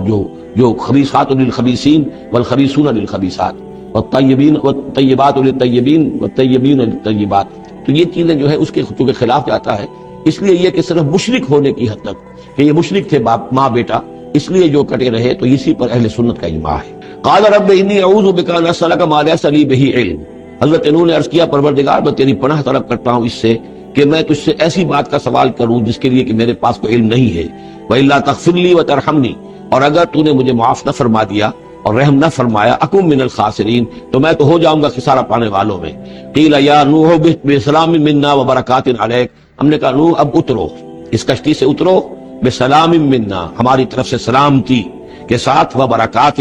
اور برکتوں کے ساتھ، علیکا، جو تم پر بھی ہوں گی، وعلی امم ممن معک، اور ان امتوں پر بھی ہماری یہ برکات ہوں گی کہ جو ان لوگوں کے ساتھ، جو ان کی نسل سے وجود میں آئیں گی جو تمہارے ساتھ ہیں. تو گویا کہ نسل انسانی بعد میں عام خیال یہی ہے کہ حضرت نوح علیہ السلام کے 3 بیٹوں ہی سے چلی ہے. باقی اگر کچھ لوگ تھے بھی ان کے ساتھ تو وہ ایسے تھے کہ جن کی کوئی نسل آگے نہیں چلی ہے، بلکہ یہ دنیا کی جو نسلیں اس وقت دنیا میں ہیں نوع انسانی، وہ یہ حضرت یافس، حضرت حام اور حضرت سام کی نسل ہی سے ہے. یہ خیال ہے، واللہ عالم، یقین کے ساتھ نہیں کہا جا سکتا. ویسے میرا اپنا رجحان بھی اسی طرف ہے. حضرت یافس کی اولاد جو ہے وہ یہ جو پہاڑی علاقہ ہے، جیسا کہ ابھی آپ نے نقشے میں دیکھا تھا، اس سے اوپر جو ہے یہ سینٹرل ایشیا کے پہاڑ ہے. اس پہاڑ کو کراس کیا انہوں نے، اور وہ جو پھر میدانی علاقہ ہے روس کا، اور اس کی طرف سے ہوتے ہوتے وہ سیرائے گوبی سے ہوتے ہوئے چین کا، تو حضرت یافس کی اولاد ادھر پھیل گئی ہے. یورپ سے لے کر اور چائنا تک یہ سب یافس کی نسل ہے. حضرت حام کی اولاد مشرق اور مغرب میں چلی گئی، اسی پہاڑی سلسلے کے دامن میں ہوتی ہوئی. ایک شاخ ان کی ایران ہوتے ہوئے بھارت چلی گئی، انڈیا چلی گئی، سندھ اور ہند، اور ایک شاخ جو ہے سینائی پیننسولا کراس کر کے یہ سوڈان اور مصر چلی گئی. یہ ہے حضرت حام کی نسل میں سے. یہ عام طور پر جو ہمارے پرانے ماہرین انساب ہیں ان کا کہنا یہ ہے. انہی میں سے معلوم ہوتا ہے کہ جو یہ یورپین ہیں، جو کہ انڈو ایرانین جو کہلاتے ہیں ایرینز، تو یہ ایرینز جو ہے یہ سب حضرت حام کی اولاد میں سے معلوم ہوتے ہیں. ان میں سے گریکس بھی ہیں، اور ان میں رومنز بھی ہیں، اور ان میں جرمنز بھی ہیں. باقی جو ہے نسلیں جو ہیں یہ اینگلو سیکسنز، یہ ہے حضرت یافسی کی نسل سے، جو اوپر سے جا کر اور یہ اسکینڈینیوین کنٹری سے ہو کر پھر نیچے اترے ہیں یورپ کی طرف. تو یہ جو ناردرنرز کہلاتے ہیں، دی نارڈک ریسز، شمالی اقوام جو ہے اینگلو سیکسنز ان میں سے ہے. لیکن جو مشرقی یورپ کی یہ اقوام ہے، یہ اصل میں یہ بھی آریائی نسل جو ہے حضرت حام کی نسل میں سے، واللہ اعلم. تو یہاں وہ الفاظ آ گئے تھے، قال یا نوح بسلام منا وبرکات علیک وعلی امم ممن معک، ان امتوں اور قوموں پر بھی سلامتی و برکات جو ان میں سے ہوں گی جو تمہارے ساتھ ہیں، تمہارے ساتھ جو اس کشتی میں سوار ہیں. وَأُمَمٌ سَنُمَتِّعُهُمْ، اور کچھ اور قومیں بھی ہوں گی، فرقے ہوں گے جنہیں ہم کچھ سامان دیں گے دنیا کا. ثم يمسهم منا عذاب علیم، اور پھر ان کے اوپر ہماری طرف سے ایک بڑا زبردست عذاب آئے گا، جیسے کہ پھر قوم ہود پر اور قوم صالح پر آیا ہے. تِلْكَ مِنْ أَنْبَاءِ الْغَيْبِ نُوحِيهَا إِلَيْكَ، یہ غیب کی خبروں میں سے ہے جو وحی کر رہے ہیں ہم آپ کی جانب ہے محمد صلی اللہ علیہ وسلم. وَمَا كُنْتَ تَعْلَمُهَا أَنْتَ وَلَا قَوْمُكَ، اور نہیں جانتے تھے آپ ان کو، نہ آپ نہ آپ کی قوم ان سے واقف تھی، من قبل ھذا، اس سے پہلے. فَاصْبِرْ، تو اے نبی صبر کیجئے. ان العاقبۃ للمتقین، یقیناً آخری انجام جو ہے وہ بھلا ہوگا اہل تقوی ہی کا. وَإِلَىٰ عَادٍ أَخَاهُمْ هُودًا، یہ سام کی نسل کی ایک شاخ جو نیچے اتری ہے اور یہ پہنچ گئی ہے جزیرہ نما عرب کے تقریباً جو ساؤتھرن ڈیزرٹ ہے جو آج کا، اس کے اندر. اور آج کی قوم کی طرف ہم نے بھیجا اخاہم ہودا، ان کے بھائی ہود کو. قال یا قوم اعبدوا اللہ ما لکم من الہ غیرہ ان انتم الا مفترون، انہوں نے کہا میری قوم کے لوگوں تمہارا کوئی الہ اللہ کے سوا نہیں ہے، اور یہ باقی تم نے نام گھڑ لیے ہیں، کوئی اور معبود نہیں ہے، کسی کی حقیقت نہیں ہے. یا قوم لا اسالکم علیہ اجرا، اور میری قوم کے لوگوں میں تم سے کوئی اجر کا طالب نہیں ہوں. ان اجری الا علی الذی فطرنی، نہیں ہے میرا اجر مگر اسی کے ذمہ جس نے مجھے پیدا فرمایا. افلا تعقلون، تو کیا تم عقل سے کام نہیں لیتے. وَيَا قَوْمِ اسْتَغْفِرُوا رَبَّكُمْ، اور میری قوم کے لوگوں اللہ سے استغفار کرو، اپنے گناہوں کی معافی چاہو، توبہ کرو، اس شرک اور بت پرستی کو چھوڑو. ثُمَّ تُوبُوا إِلَيْهِ، پھر اس کی جناب میں رجوع کرو. يُرْسِلِ السَّمَاءَ عَلَيْكُم مِّدْرَارًا، وہ آسمان سے تم پر چھاجوں پانی برسائے گا. وَيَزِدْكُمْ قُوَّةً إِلَىٰ قُوَّتِكُمْ، اور تمہاری جو قوت اس نے عطا کی ہوئی ہے اس میں اور قوت کا اضافہ فرمائے گا. وَلَا تَتَوَلَّوْا مُجْرِمِينَ، لیکن یہ کہ روگردانی نہ کرو مجرموں کی طرح اور مجرم بن کر. قالوا یا ہود ما جئتنا ببینہ، انہوں نے کہا کہ اے ہود دیکھو تم کوئی ہمارے پاس سند لے کر نہیں آئے، کوئی معجزہ لے کر نہیں آئے. وما نحن بتارکی آلہتنا عن قولک، اور ہم نہیں ہیں اپنے معبودوں کو چھوڑنے والے صرف تمہارے کہنے سے.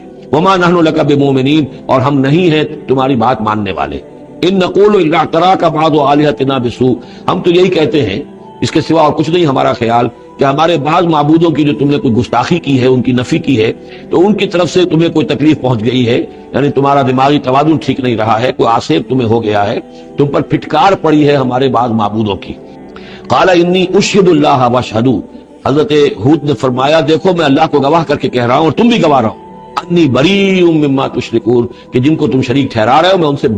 بری ہوں، بیزار ہوں، میرا ان سے کوئی تعلق نہیں. وہی بات جو حضرت ابراہیم نے فرمائی تھی کہ مجھے ان کا کوئی خوف نہیں. من دونہ ہی، اس کے سوا تم جو شرک کر رہے ہو، فکیدونی جمیعا، تو تم سب کے سب مل کر میرے خلاف جو چاہو کارروائی کر لو، کیدونی، جو چالیں چلنی چاہ چل لو،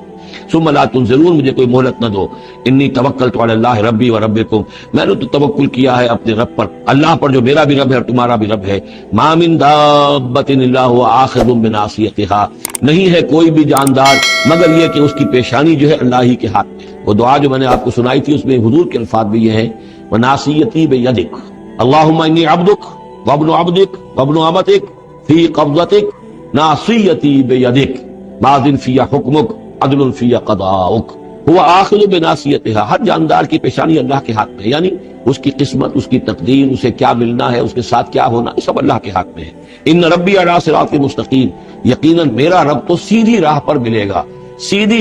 توحید کی راہ پر جاؤ گے تو رب کے قریب پہنچو گے. میرا رب جو ہے وہ عدل و انصاف کے راستے سے اور صراط مستقیم ہی سے اس تک رسائی حاصل ہو سکتی ہے. فَإِن تَوَلَّوْا فَقَدْ أَبْلَغْتُكُم مَّا أُرْسِلْتُ بِهِ إِلَيْكُمْ، پھر اگر تم پیٹھ موڑ لو، منہ پھیرو، انکار کرو، تو میں نے پہنچا دیا ہے تمہیں وہ پیغام جو مجھے دے کر بھیجا گیا تھا. مَا أُرْسِلْتُ بِهِ إِلَيْكُمْ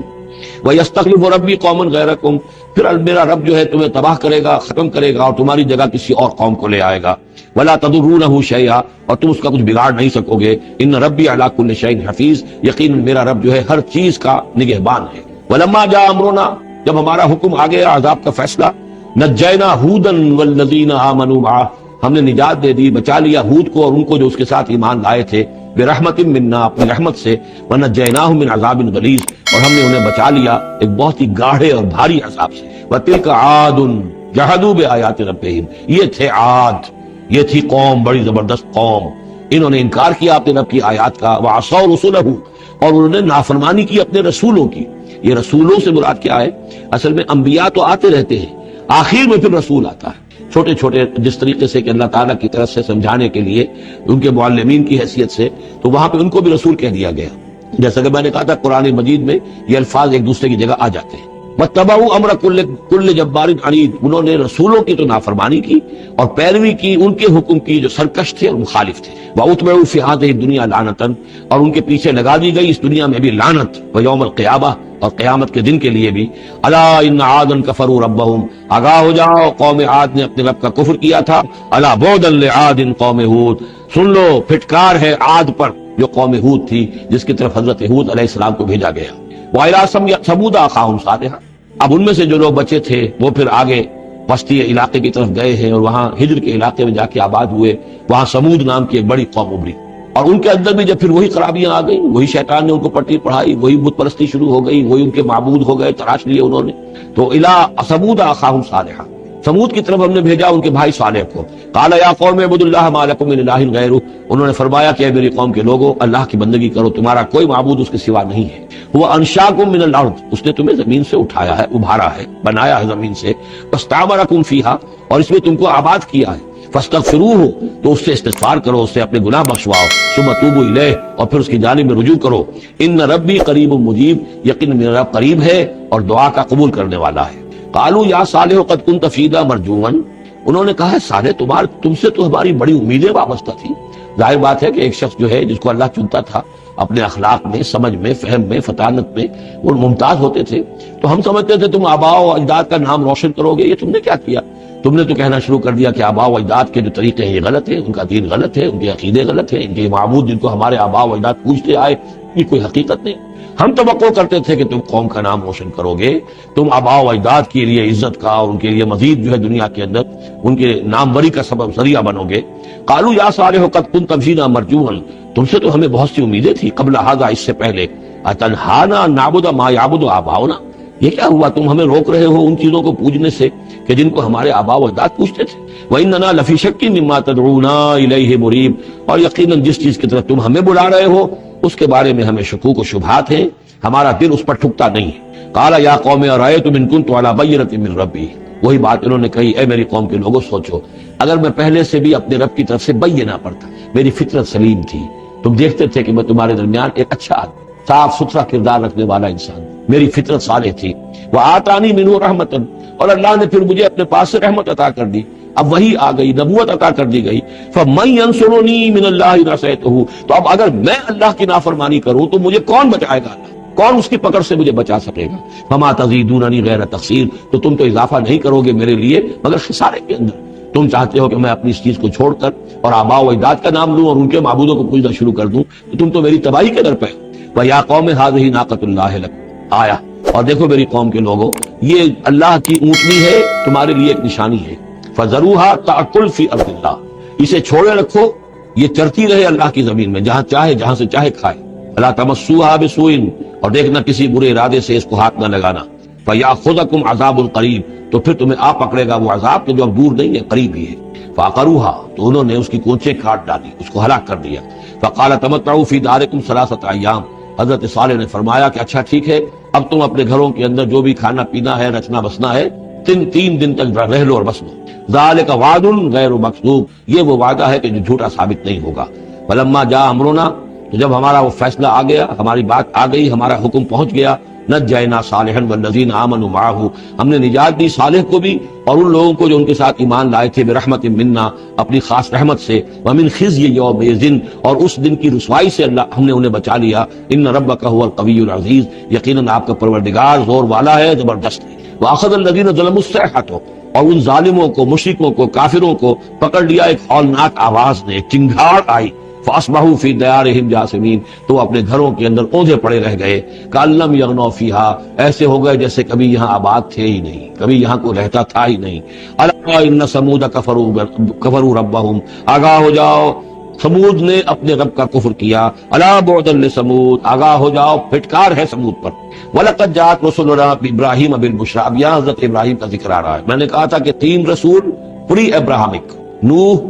ہود، صالح، 3 رسول کو ہم کہہ سکتے ہیں پوسٹ ابراہمک، اگرچہ ان میں سے ایک جو ہے وہ ہم عصر ہیں. حضرت لوط حضرت ابراہیم علیہ السلام ہی کے بھتیجے ہیں، انہیں پر ایمان لائے تھے، ان کے ساتھ ہی انہوں نے ہجرت کی تھی. پھر ان کے بعد شعیب، وہ بھی حضرت نوح حضرت ابراہیم کی نسل سے ہیں. پھر جو بھی بنی اسرائیل تھے ان میں موسیٰ بھیجے گئے، وہ بھی حضرت ابراہیم کی نسل سے ہیں. آخری رسول محمد صلی اللہ علیہ وسلم وہ بھی ابراہیم کے. لیکن یہ کہ ان میں سے 3 کا ذکر کرنے کے بعد اب ابراہیم کا ذکر ہو رہا ہے. یہاں سورہ انعام میں وہاں جو پہلا جوڑا تھا حضرت ابراہیم کا ذکر جو ہے وہ اس انباء رسل میں سے بالکل نکال کر لے گئے تھے اور وہ قصص النبیین کے انداز میں سورہ انعام میں. یہاں اس جوڑے میں فرق یہ ہے کہ حضرت ابراہیم کا ذکر بھی یہاں شامل کر دیا گیا، لیکن فرق وہی ہے، یہ وہ انباء رسل کا نہیں، حضرت نوح، حضرت ہود، حضرت صالح، حضرت لوط، حضرت شعیب کے انداز میں ذکر نہیں ہے، بلکہ ایک انداز ہے کہ حضرت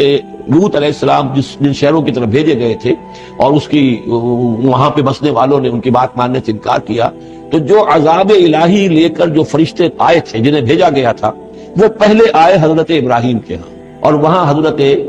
اسحاق کی ولادت کی انہوں نے خوشخبری دی حضرت سارہ. بس یہ ایک واقعہ بیان کیا درمیان میں، ورنہ اصل مسئلہ جو ہے وہ حضرت لوط کا شروع ہوگا. انباء الرسل کے اعتبار سے جو معاملہ ہے وہ حضرت لوط کا واقعہ ہے. وَلَقَدْ جَاءَتْ رُسُلُنَا إِبْرَاهِيمَ بِالْبُشْرَىٰ، اور ہمارے فرشتادے، ہمارے ایلچی فرشتے ہمارے بھیجے ہوئے آئے ابراہیم کے پاس بشارت دینے کے لیے. قالوا سلاما، انہوں نے آ کر کہا سلام. قال سلام،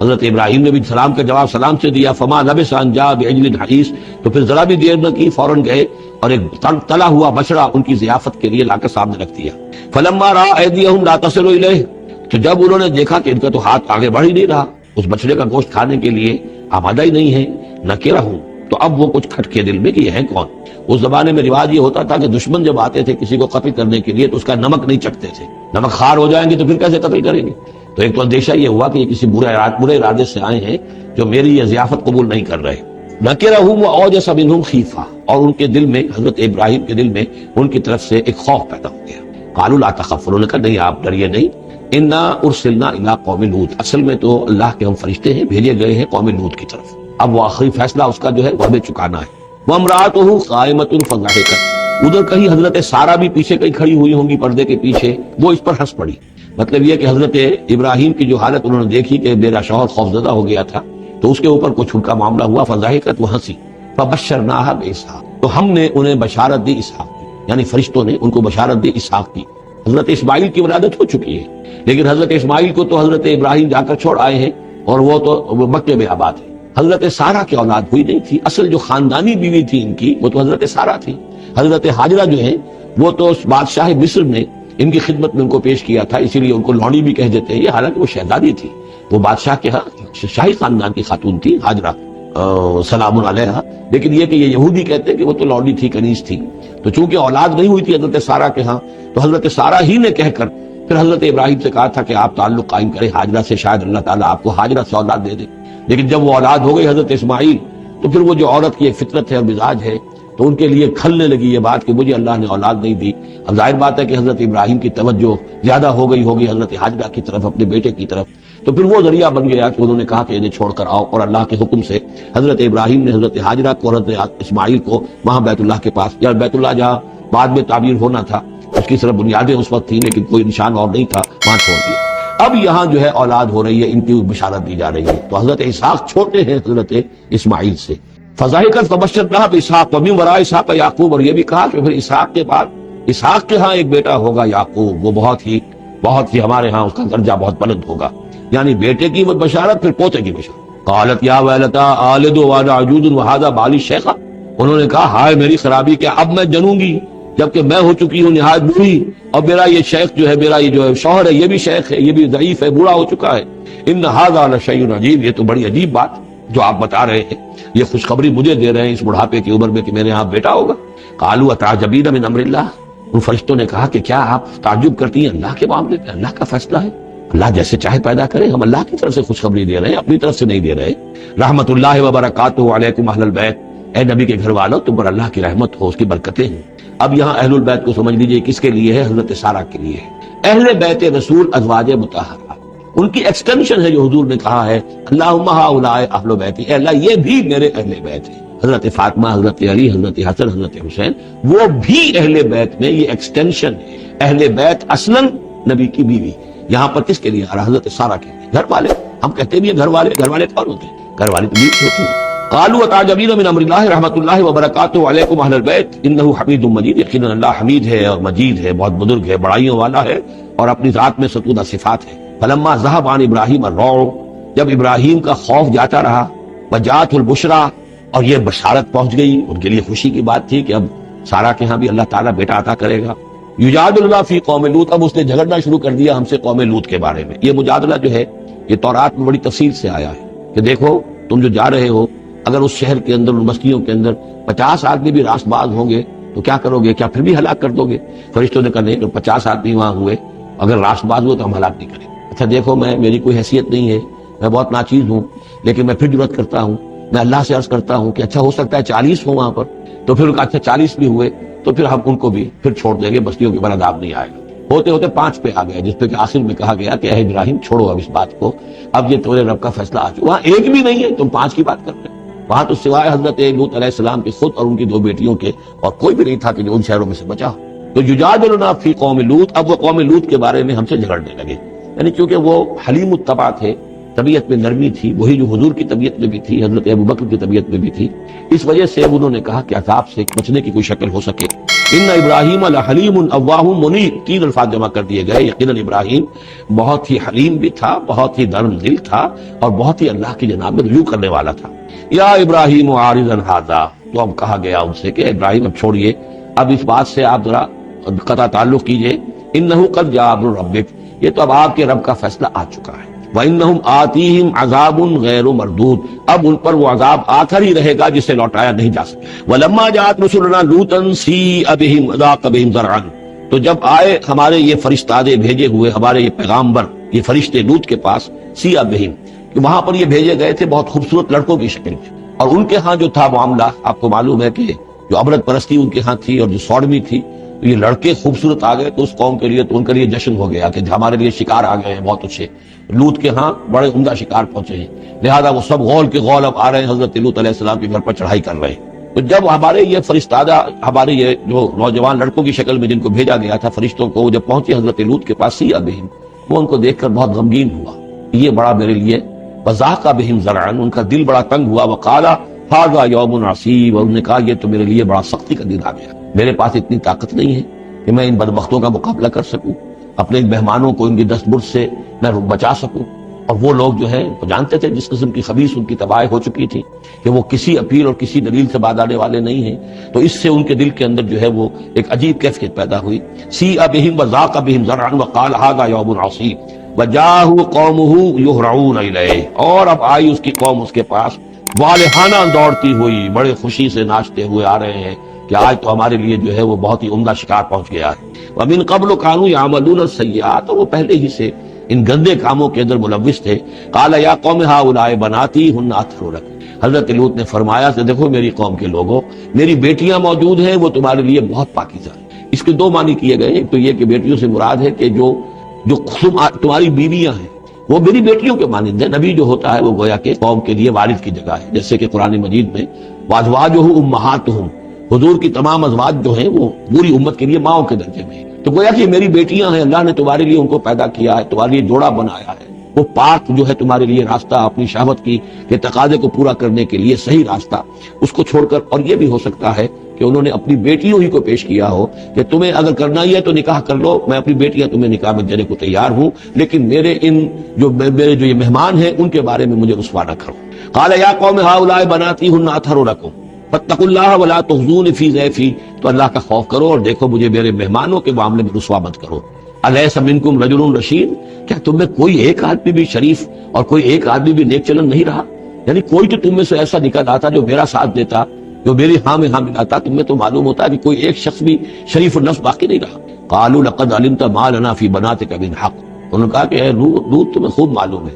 تمہاری بیٹیوں پر ہمارا کوئی حق نہیں ہے۔ اس سے معلوم ہوتا ہے وہ دوسری ہی بات ہی زیادہ راجح ہے۔ وَإِنَّكَ لَتَعْلَمُ مَا تُرِيدُ مَا نُرِيدُ، اور تم خوب جانتے ہو جو ہم چاہتے ہیں، یعنی باتیں مت بناؤ، ہماری توجہ جو ہے ادھر ادھر لے جانے کی کوشش نہ کرو، تم جانتے ہو ہم جو چاہتے ہیں، جس کے لیے ہم حاضر ہوئے، جس کے لیے ہم پہنچے۔ قَالَ لَوْ أَنَّ لِي بِكُمْ قُوَّةً، انہوں نے کہا کاش کہ میرے پاس تمہارے مقابلے کے لیے کوئی طاقت ہوتی، او آوی الی رکن شدید، یا وہ کوئی قلعہ ایسا ہوتا جس میں مضبوط میں جا کر پناہ لے لیتا اور تم سے اپنے آپ کو اور اپنے مہمانوں کو بچا لیتا۔ یہاں ہے اصل میں حضور صلی اللہ علیہ وسلم کی ایک حدیث میں الفاظ آئے ہیں، یرحم اللہ لوط لقد کان یاوی الی رکن شدید، اللہ تعالیٰ رحم فرمائے لوط پر، وہ ایک مضبوط قلعے میں تھے، اللہ تعالیٰ کی حفاظت تو انہیں حاصل تھی، لیکن یہ کہ اس وقت جو صورت بن گئی تھی ان کے لیے، جیسے جب جادوگروں نے جو اپنے انچر پھینکے تھے اور وہ بھی بن گئے تھے فرعون کے دربار میں، وہ بھی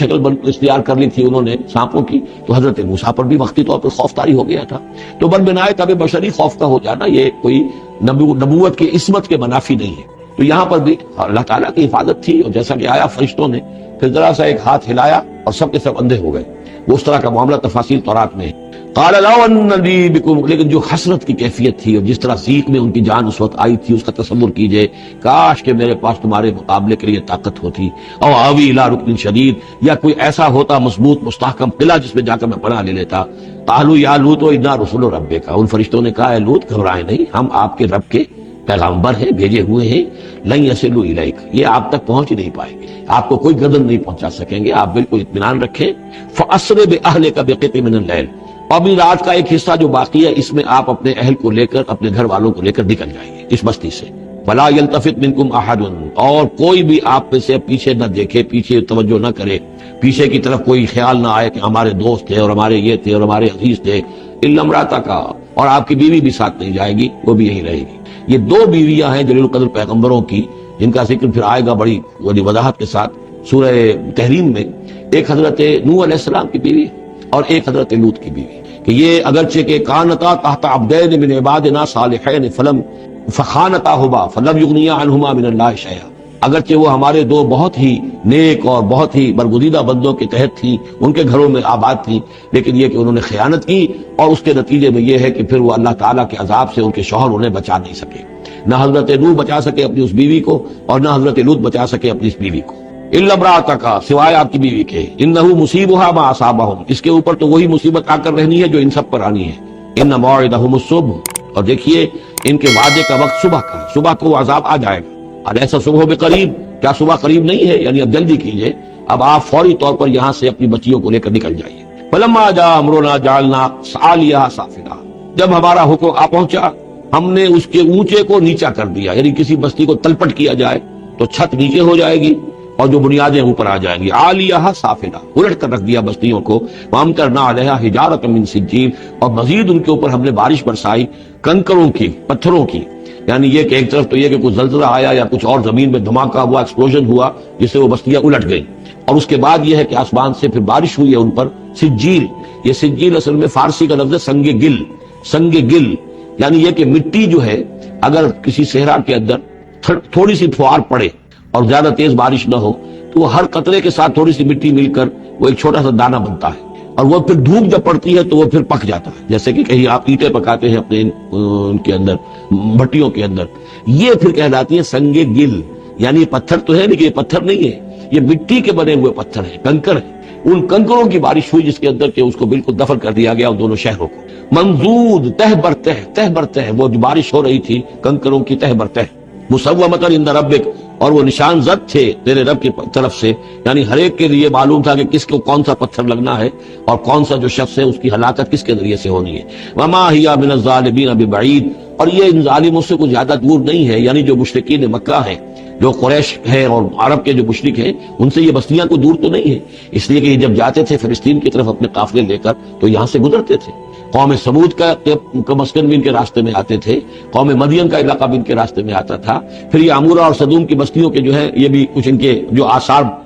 باقی رہ گئے تھے وہ بھی آتے تھے۔ وَإِلَىٰ مَدْيَنَ أَخَاهُمْ شُعَيْبٌ، اور مدین کی طرف ہم نے بھیجا ان کے بھائی شعیب۔ میں بتا چکا ہوں یہ بنی قطورہ میں سے ہے مدین، اور پھر ان سے جو ایک قوم بڑی بنی وہ آ کر خلیج عقبہ کے داہنی طرف جو ہے یہ علاقے کے اندر آباد ہو گئی، اور یہ انٹرسیکشن ہے، روڈز کا کراس روڈ ہے۔ قافلے جو جنوب سے شمال کو جاتے تھے یمن سے شام کو، اور شام سے یمن کو، وہ گزرتے تھے شمالن جنوبن، اور قافلے جو عراق سے آتے تھے اور مصر کو جاتے تھے وہ گزرتے تھے شرقن غربن۔ اس طریقے سے یہ جو ہے انٹرسیکشن تھا ان قافلوں کا، تو یہاں بڑی خوشحالی ہوئی، کاروبار چمکے ان کے، لیکن اس قوم کے اندر پھر وہ خرابیاں آئیں جو ہم پڑھ چکے ہیں سورہ اعراف میں، کم تولنا، کم ناپنا،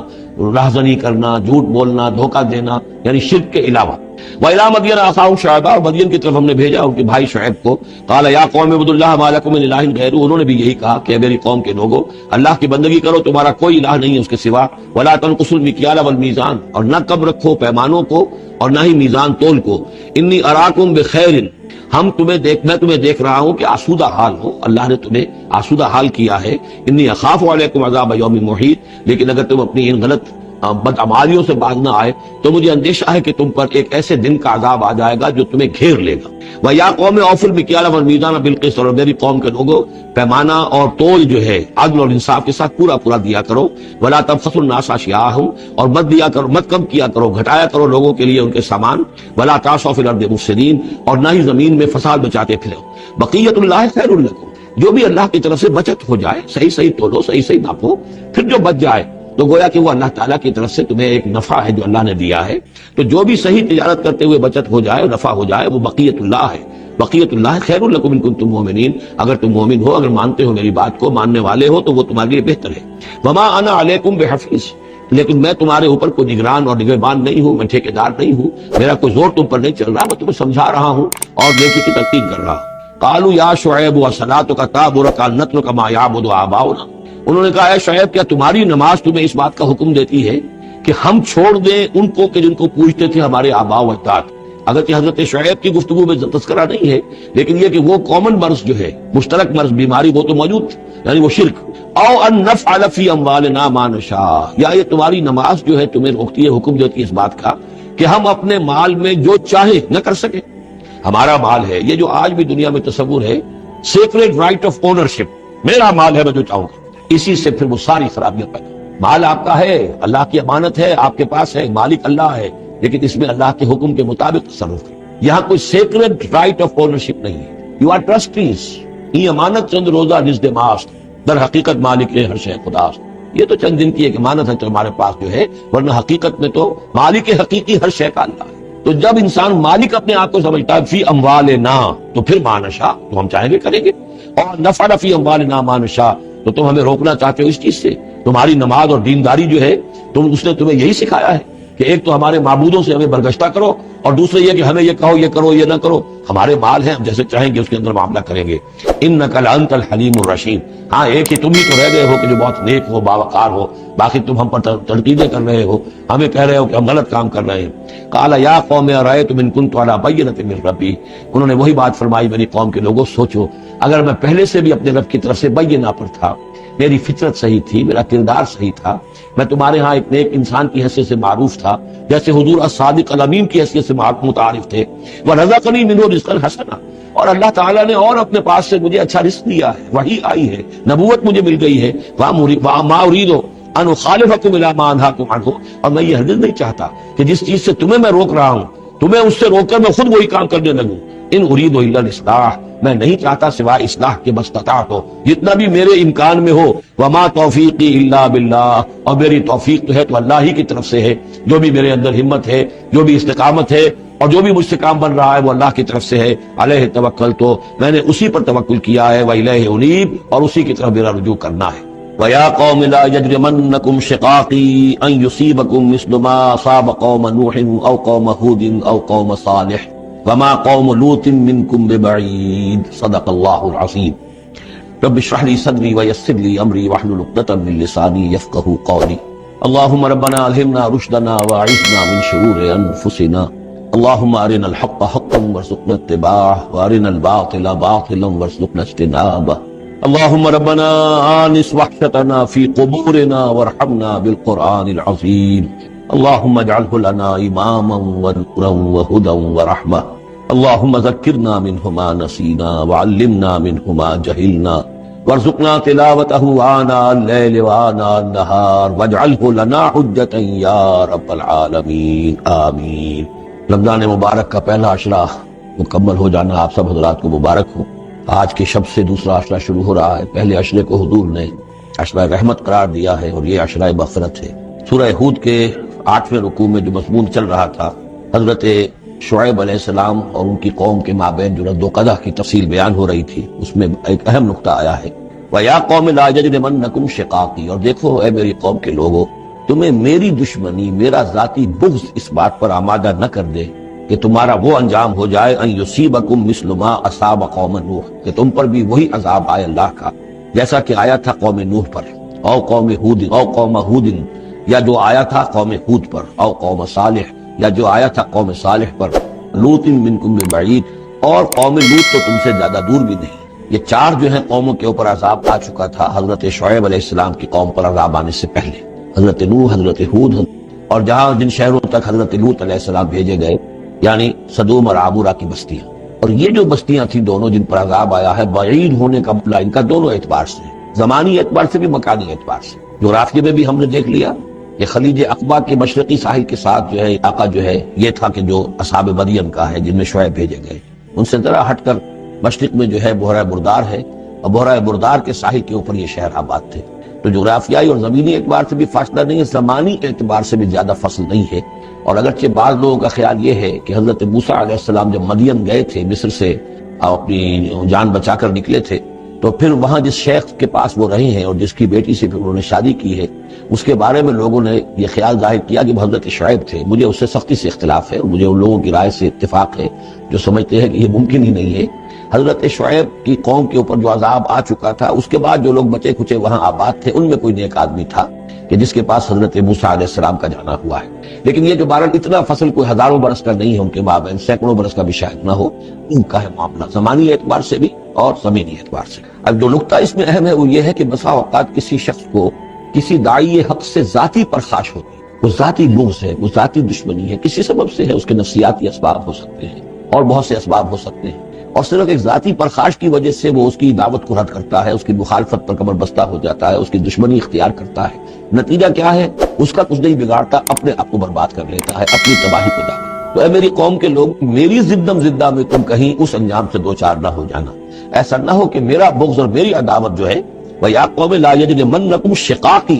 أَن يُصِيبَكُم مِّثْلُ مَا أَصَابَ قَوْمَ نُوحٍ أَوْ قَوْمَ هُودٍ أَوْ قَوْمَ صَالِحٍ وَمَا قَوْمُ لُوطٍ مِّنكُم بِبَعِيدٍ وَاسْتَغْفِرُوا رَبَّكُمْ، اور دیکھو استغفار کرو اپنے رب سے،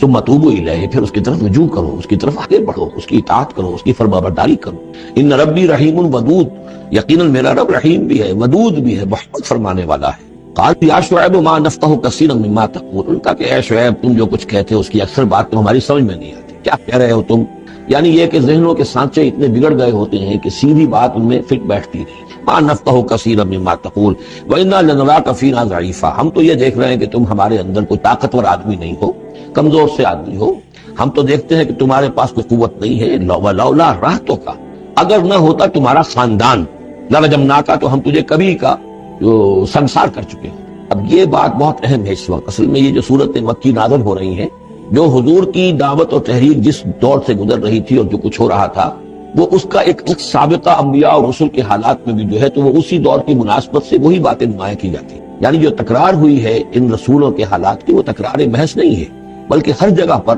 جس دور میں وہ صورت نازل ہو رہی ہے جن میں ان کا تذکرہ ہو رہا ہے، اس دور میں جو خاص مسائل ہیں کہ جو درپیش ہیں محمد رسول اللہ صلی اللہ علیہ وسلم اور آپ کے صحابہ کو، تو ان کے مناسبت سے جو ہدایت ہے، دل جوئی ہے، مسلمانوں کے لیے رہنمائی ہے، وہ حصہ ان رسولوں کی تعلیمات اور تاریخ کا بیان کیا جاتا ہے۔ اب یہاں مکے میں بھی شکل یہ ہو چکی تھی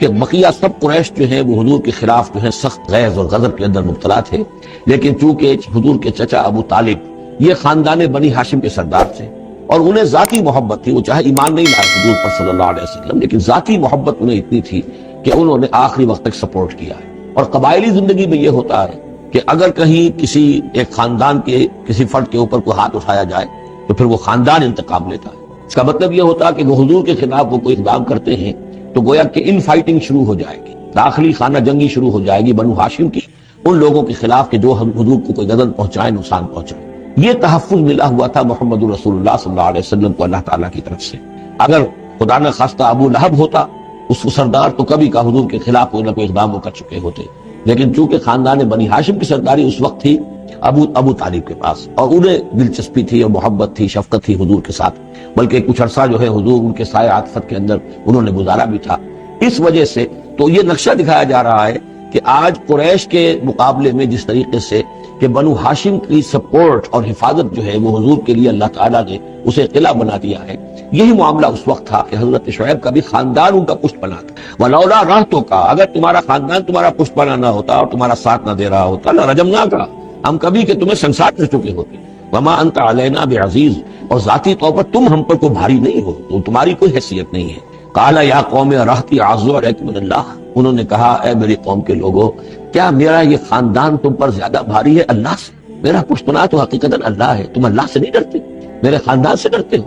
أَرَهْطِي أَعَزُّ عَلَيْكُم مِّنَ اللَّهِ وَاتَّخَذْتُمُوهُمْ وَرَاءَكُمْ ظِهْرِيًّا، اللہ کو تو تم نے اپنی پیٹھوں کے پیچھے پھینکا ہوا ہے، بھلایا ہوا ہے۔ یہ بھی بہت ہی اہم نفسیاتی نکتہ ہے۔ ہوتا یہ ہے کہ ہم دنیا میں ایسے مگن رہتے ہیں کہ اللہ کو ماننے کا عقیدہ تو ہے، لیکن اللہ مستحضر نہیں رہتا، یاد نہیں رہتا۔ یہ ہمارا پورا دنیا کا کاروبار چل رہا ہے، کاز اینڈ ایفیکٹ، علل ہیں، اسباب ہیں، ان کے نتائج نکل جاتے ہیں۔ تو جو کاز اینڈ ایفیکٹ کا جو سلسلہ چل رہا ہے ہم اس میں اتنے گم ہوتے ہیں کہ مسبب الاسباب جو ہے وہ نگاہوں کے سامنے رہتا ہے۔ یا یہ کہ ہم اپنے کاموں میں اتنے مشغول ہیں، اپنے کام و دہن کی لذت جو ہے وہی ہمیں جو ہے کوئی فرصت نہیں لینے دیتی، یا یہ کہ بنیادی ضروریات جو ہے وہی ہمیں جو ہے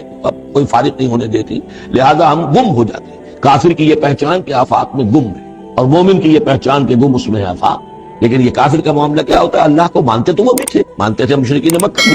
مانتے تو سب تھے اللہ کو، لیکن یہ کہ اللہ کو تو انہوں نے اوجھل کیا ہوا تھا، آنکھ اوجھل پہاڑ اوجھل۔ تم اللہ سے نہیں ڈرتے، میرے خاندان سے ڈرتے ہو۔ وَاتَّخَذْتُمُوهُ وَرَاءَكُمْ ظِهْرِيًّا، اللہ کو تو تم نے اپنی پیٹھوں کے پیچھے پھینکا ہوا ہے، یعنی اسے تو نسیہ منسیہ کیا ہوا ہے، اس کی طرف تمہارا ذہن ہی نہیں ہے۔ ان ربی بما تعملون محیط، جبکہ میرا رب جو کچھ کہ تم کر رہے اس کا احاطہ کیے ہوئے، تمہارا گھیراؤ کیے ہوئے اللہ، تم اس کی گرفت سے نکل کر نہیں جا سکتے ہو۔ یا قوم اعملوا علی مکانتکم انی عامل، اور اے میری قوم کے لوگوں کرو جو کچھ کر سکتے ہو اپنی جگہ پر، میرے خلاف جو کر سکتے ہو، جو ریشہ دوانیاں کر سکتے ہو، جو اقدام کر سکتے ہو۔ یہ چیلنجنگ انداز جو ہے ان آخری صورتوں میں آپ کو نظر آ رہا ہے، سورہ نام سے چلا آ رہا ہے، اس لیے کہ وہ کشاکش جو تھی حق و باطل کی وہ اس انتہا کو پہنچ چکی تھی کہ اب حضور صلی اللہ علیہ وسلم کی طبیعت کے اندر بھی وہ بیزاری پیدا ہو چکی تھی۔ اب جو کچھ تم کر سکتے ہو کر لو، انی عامل، اپنا سا جو میں کر سکتا ہوں میں کر رہا ہوں، جو کوشش مجھ سے بن آ رہی ہے میں کر رہا ہوں۔ سوف تعلمون، ان قریب تم جان لو گے، من یاتی ہے عذاب یخزیہ ہے، کون ہے وہ جس پر وہ عذاب آئے گا جو اسے رسوا کر دے گا، ومن ہوا کاذب، اور کون ہے وہ جو جھوٹا ہے، میں جھوٹا ہوں یا تم جھوٹے ہو۔ وارتقبوا انی معکم رقیب، تاکتے رہو، انتظار کرو، میں بھی تمہارے ساتھ اب تاک رہا ہوں، منتظر ہوں۔ ولما جاء امرنا، جب ہمارا حکم آ گیا، نجینا شعیبا، ہم نے نجات دے دی شعیب کو، والذین آمنوا معہ، اور ان کو کہ جو اس کے ساتھ ایمان لائے تھے، برحمت منا، اپنی جانب سے رحمت کے ذریعے، واخذت الذین ظلموا الصیحۃ، اور جو یہ ظالم تھے، گناہگار تھے، مشرک تھے اور کافر تھے، انہیں آپ پکڑا ایک بہت بڑی کڑک نے، فاصبحوا فی دیارہم جاثمین، تو وہ اپنے اپنے گھروں میں اور اپنے ولاز میں اور اپنی کوٹھیوں میں، اپنی حویلیوں میں اوندھے پڑے رہ گئے، کأن لم یغنوا فیہا، ایسے ہو گئے جیسے وہ کہیں آباد تھے ہی نہیں۔ الا بعدا لمدین، آگاہ ہو جاؤ، پھٹکار ہے مدین پر، کما بعد سمود، جیسے کہ سمود پر پھٹکار ہوئی۔ وَلَقَدْ أَرْسَلْنَا مُوسَىٰ بِآيَاتِنَا، میں نے عرض کیا تھا کہ اس سورہ مبارکہ میں حضرت موسیٰ کا بس ذکر آئے گا تھوڑا سا جو آ رہا ہے اب، ورنہ یہ 6 رکوع ختم ہوئے انبیاء و رسول کے، ان میں سے 2 رکوع جو تھے وہ حضرت نوح علیہ السلام کے حالات پر مشتمل تھے، اور باقی سب کے لیے ایک ایک رکوع آیا ہے۔ وَلَقَدْ أَرْسَلْنَا مُوسَىٰ بِآيَاتِنَا وَسُلْطَانٍ مُّبِينٍ إِلَىٰ فِرْعَوْنَ وَمَلَئِهِ، اور ہم نے بھیجا موسیٰ کو اپنی آیات کے ساتھ اور واضح سند دے کر فرعون اور اس کے سرداروں کے پاس، فَاتَّبَعُوا أَمْرَ فِرْعَوْنَ، لیکن ان بدبختوں نے فرعون ہی کی پیروی کی، اسی کے حکم کو مانا، اسی کی بات پر چلے۔ وما امر فرعون برشید، حالانکہ وہ فرعون کا معاملہ جو ہے وہ کوئی کامیابی والی راہ نہیں تھی، ہدایت والی راہ نہیں تھی۔ یقدم قومہ یوم القیامہ، اب قیامت کے دن وہ آئے گا آگے آگے چلتا ہوا، اپنی قوم کی قیادت کرتے ہوئے آئے گا، آگے آگے آئے گا۔ یوم القیامت، پیچھے پیچھے اس کی قوم آ رہی ہوگی، فاوردہم النار، اور پھر وہ لا کر آگ کے گھاٹ پر انہیں اتار دے گا، جہنم تک پہنچا دے گا۔ وبئس الورد المورود، اور وہ بہت ہی برا گھاٹ ہے جس پر اترا جائے، جیسے کوئی پانی پینے کے لیے جانور آتے ہیں، ان کا کوئی سردار جو ہے وہ آگے آگے آ رہا ہو، سب گھاٹ پر وہ اپنے پھر پورے قافلے کو لے آتا ہے، اسی طریقے سے یہ جہنم کے گھاٹ پر، اس آگ کے گھاٹ پر لا اتارے گا فرعون اپنی قوم کو۔ وَأُتْبِعُوا فِي هَٰذِهِ اللَّعْنَةُ، اور اس دنیا میں بھی ان پر لعنت جو ہے ان کے پیچھے لگا دی گئی، وَيَوْمَ الْقِيَامَةِ، اور قیامت کے دن بھی، بِئْسَ الرِّفْدُ الْمَرْفُودُ، برا ہے وہ انعام جو ان کو ملنے والا ہے۔ ذَلِكَ مِنْ أَنبَاءِ الْقُرَىٰ، یہ ہیں ان بڑی بڑی بستیوں اور بڑے ملکوں کے کی اہم خبریں، نَقُصُّهَا عَلَيْكَ، جو کہ ہم آپ کو سنا رہے ہیں، بیان کر رہے ہیں آپ پر۔ منہا قائم و حسید، ان میں سے ایسی بھی ہیں جو ابھی قائم ہیں، موجود ہیں، اور ایسی بھی ہیں کہ جو بالکل ختم ہو گئی، معدوم ہو گئی۔ حسید کا لفظ اصل میں آتا ہے کھیتی کے لیے، جبکہ فصل کاٹ دی جائے، فصل کٹ گئی ہو تو جو منظر نظر آتا ہے وہاں پر جو ویرانی ہوتی ہے۔ تو بعض مقامات تو ایسے ہیں جہاں یہ قومیں آباد تھیں تو اب ان کا نام و نشان تک نہیں رہا، جیسے کہ قوم عاد کہاں تھی، اب ان کا نام و نشان نہیں، اگرچہ ابھی حال ہی میں سیٹلائٹ کے ذریعے سے ان کا جو شہر ہے اور شداد کی جو جنت تھی اس کے آثار مل گئے، لیکن یہ کہ وہ زیر زمین ہے، سطح زمین کے اوپر ان کا کوئی نام و نشان نہیں، لیکن یہ کہ جیسے سمود کے مسکن جو ہے وہ بھی موجود ہیں۔ منہا قائم و حسید، وما ظلمناہم ولکن ظلموا انفسہم، اور ہم نے ان پر کوئی ظلم نہیں کیا، انہوں نے اپنی جانوں پر خود ظلم ڈھایا۔ فما اغنت عنہم آلہتہم التی یدعون من دون اللہ، تو کچھ کام نہ آ سکے اور کچھ بچا نہ سکے انہیں ان کے وہ آلہہ، وہ معبود کہ جنہیں وہ پکارا کرتے تھے اللہ کے سوا، من شیء، کچھ بھی، لما جاء امر ربک، جب تیرے رب کا حکم آ گیا، وما زادوہم غیر تتبیب، اور انہوں نے کچھ اضافہ نہیں کیا ان کے حق میں مگر تباہی اور بربادی کا۔ وکذالک اخذ ربک اذا اخذ القری، اور ایسے ہی ہوتی ہے پکڑ آپ کے رب کی اے نبی جب وہ پکڑتا ہے بستیوں کو، وہی ظالمۃ، جبکہ وہ ظالم ہوتی ہیں، گناہ کار ہوتی ہیں، ان میں گناہ کا اور معصیت کا عام چلن ہو جاتا ہے۔ ان اخذہ علیم شدید، یقیناً اس کی پکڑ جو ہے وہ بڑی دردناک بھی ہے، بڑی سخت ہے، جیسے کہ آخری پارے میں ان بطش ربک لشدید، ان فی ذلک لآیۃ لمن خاف عذاب الآخرہ، یقیناً اس میں نشانی ہے ان کے لیے کہ جو آخرت کے عذاب سے ڈرتے ہوں۔ ذالک یوم مجموع لہ الناس، وہ دن ہے کہ جس کے لیے لوگوں کو لامحالہ جمع کیا جائے گا۔ وذالک یوم مشہود، اور وہ دن ہے پیشی کا، سب کو پیش ہونا ہے۔ وما نؤخرہ الی اجل معدود، اور ہم اسے ایک وقت معین تک کے لیے مؤخر کیے ہوئے ہیں، ایک وقت معین ہے اس کا، معدود ہے، گنتی کی گئی ہے اس کی، یہ نہیں ہے کہ کبھی نہیں آئے گا، آئے گا وہ دن۔ یوم یاتے، جس دن جب کہ وہ دن آ جائے گا، لا تکلم نفس الا باذنہ، کوئی نفس زبان نہیں کھول سکے گا مگر اللہ کے اذن سے۔ فمنہم شقی و سعید، تو انسانوں میں سے شقی بھی ہوں گے، بدبخت بھی ہوں گے، سعید بھی ہوں گے، نیک بخت ہوں گے۔ فاما الذین شقوا، تو وہ لوگ جو بدبخت ہیں، ففی النار لہم فیہا زفیر و شہیق، وہ آگ میں ہوں گے جس میں ان کو وہاں چیخنا چلانا ہے، دھارنا ہے اپنے درد سے، کرب سے۔ خالدین فیہا، اس میں وہ ہمیشہ ہمیشہ رہیں گے، ما دامت السماوات والارض، جب تک کہ رہے آسمان اور زمین، الا ما شاء ربک، سوائے اس کے کہ جو چاہے تیرا رب۔ یہ ذرا مشکلات القرآن میں سے یہ مقام ہے، یہ واحد مقام ہے کہ جہاں خالدین فیہا ابدا یا خالدین فیہا، اس میں کچھ استثناءات بھی آئی ہیں کہ کب تک یہ رہے گا، جہنم کب تک رہے گی، ما دامت السماوات والارض، تب تک آسمان اور زمین رہے۔ اب اس سے مراد ابدیت بھی ہو سکتی ہے اور اس میں کوئی اشارہ بھی ہو سکتا ہے کہ شاید کبھی کوئی وقت آئے کہ یہ جو آسمان اور زمین کی ایک تخلیق اللہ نے کی ہے، ایک خاص اس کا نظام ہے، ایک وقت میں آ کر یہ نظام بدل جائے، پھر کوئی اور آسمان کوئی اور زمین تخلیق فرمائے۔ بہرحال اس وقت تک جب تک کہ یہ آسمان اور زمین باقی رہیں گے تو یہ جو جہنمی لوگ جو ہیں وہ جہنم میں رہیں گے۔ اس میں بھی ایک استثناء الا ما شاء ربک، اللہ کا اختیار ہے، اگر کسی کو چاہے اس میں سے نکالنا تو اس کا اختیار مطلق ہے۔ جیسا کہ ہم نے عرض کیا کہ کئی دفعہ عرض کیا ہے کہ جیسے اہل سنت کے نزدیک اللہ تعالیٰ کے بارے میں ہم یہ نہیں کہہ سکتے کہ وہ اس پر عدل کرنا واجب ہے، لیکن یہ کہ وہ عدل کرے گا۔ اسی طریقے سے یہ بات کہ اللہ تعالیٰ کا اختیار مطلق ہے، وہ کسی کو چاہے تو نکال لے، لیکن ہم یہ جانتے ہیں کہ کفار کے لیے یہ جہنم جو ہے وہ ابدی ہے، اللہ نکالے گا نہیں، واللہ عالم۔ ان ربک فعال لما یرید، یقیناً آپ کا رب جو ہے جو ارادہ کر لے اس کو کر گزرنے والا ہے۔ واما الذین سعدوا، اور جو لوگ نیک بخت ثابت ہوں گے، ففی الجنۃ خالدین فیہا، اور وہ جنت میں رہیں گے ہمیشہ ہمیش، ما دامت السماوات والارض، جب تک رہے آسمان اور زمین، الا ما شاء ربک، سوائے اس کے کہ جو آپ کا رب چاہے، عطاء غیر مجذوذ، اور یہ جو بخشش ہے یہ بے انتہا ہوگی، اس کا خاتمہ کبھی نہیں ہوگا۔ یہ اضافی لفظ جنت کے لیے آ رہا ہے کہ جو دوزخ کے لیے نہیں آیا۔ یہ جو ذرا سا باریک باریک فرق ہوتا ہے، پھر اس سے بڑے فلسفیانہ نکتے نکلتے ہیں، اس سے پھر محققین نے، علماء نے جو ہیں پھر بہت سے دلائل استدلال کیے ہیں۔ چنانچہ حافظ ابن تیمیہ رحمہ اللہ اور شیخ ابن عربی دونوں کی ایک رائے ہے۔ اگر آپ کو ہماری یہ ویڈیو پسند آئے تو ہمارے چینل کو لائک اور سبسکرائب کریں، شکریہ۔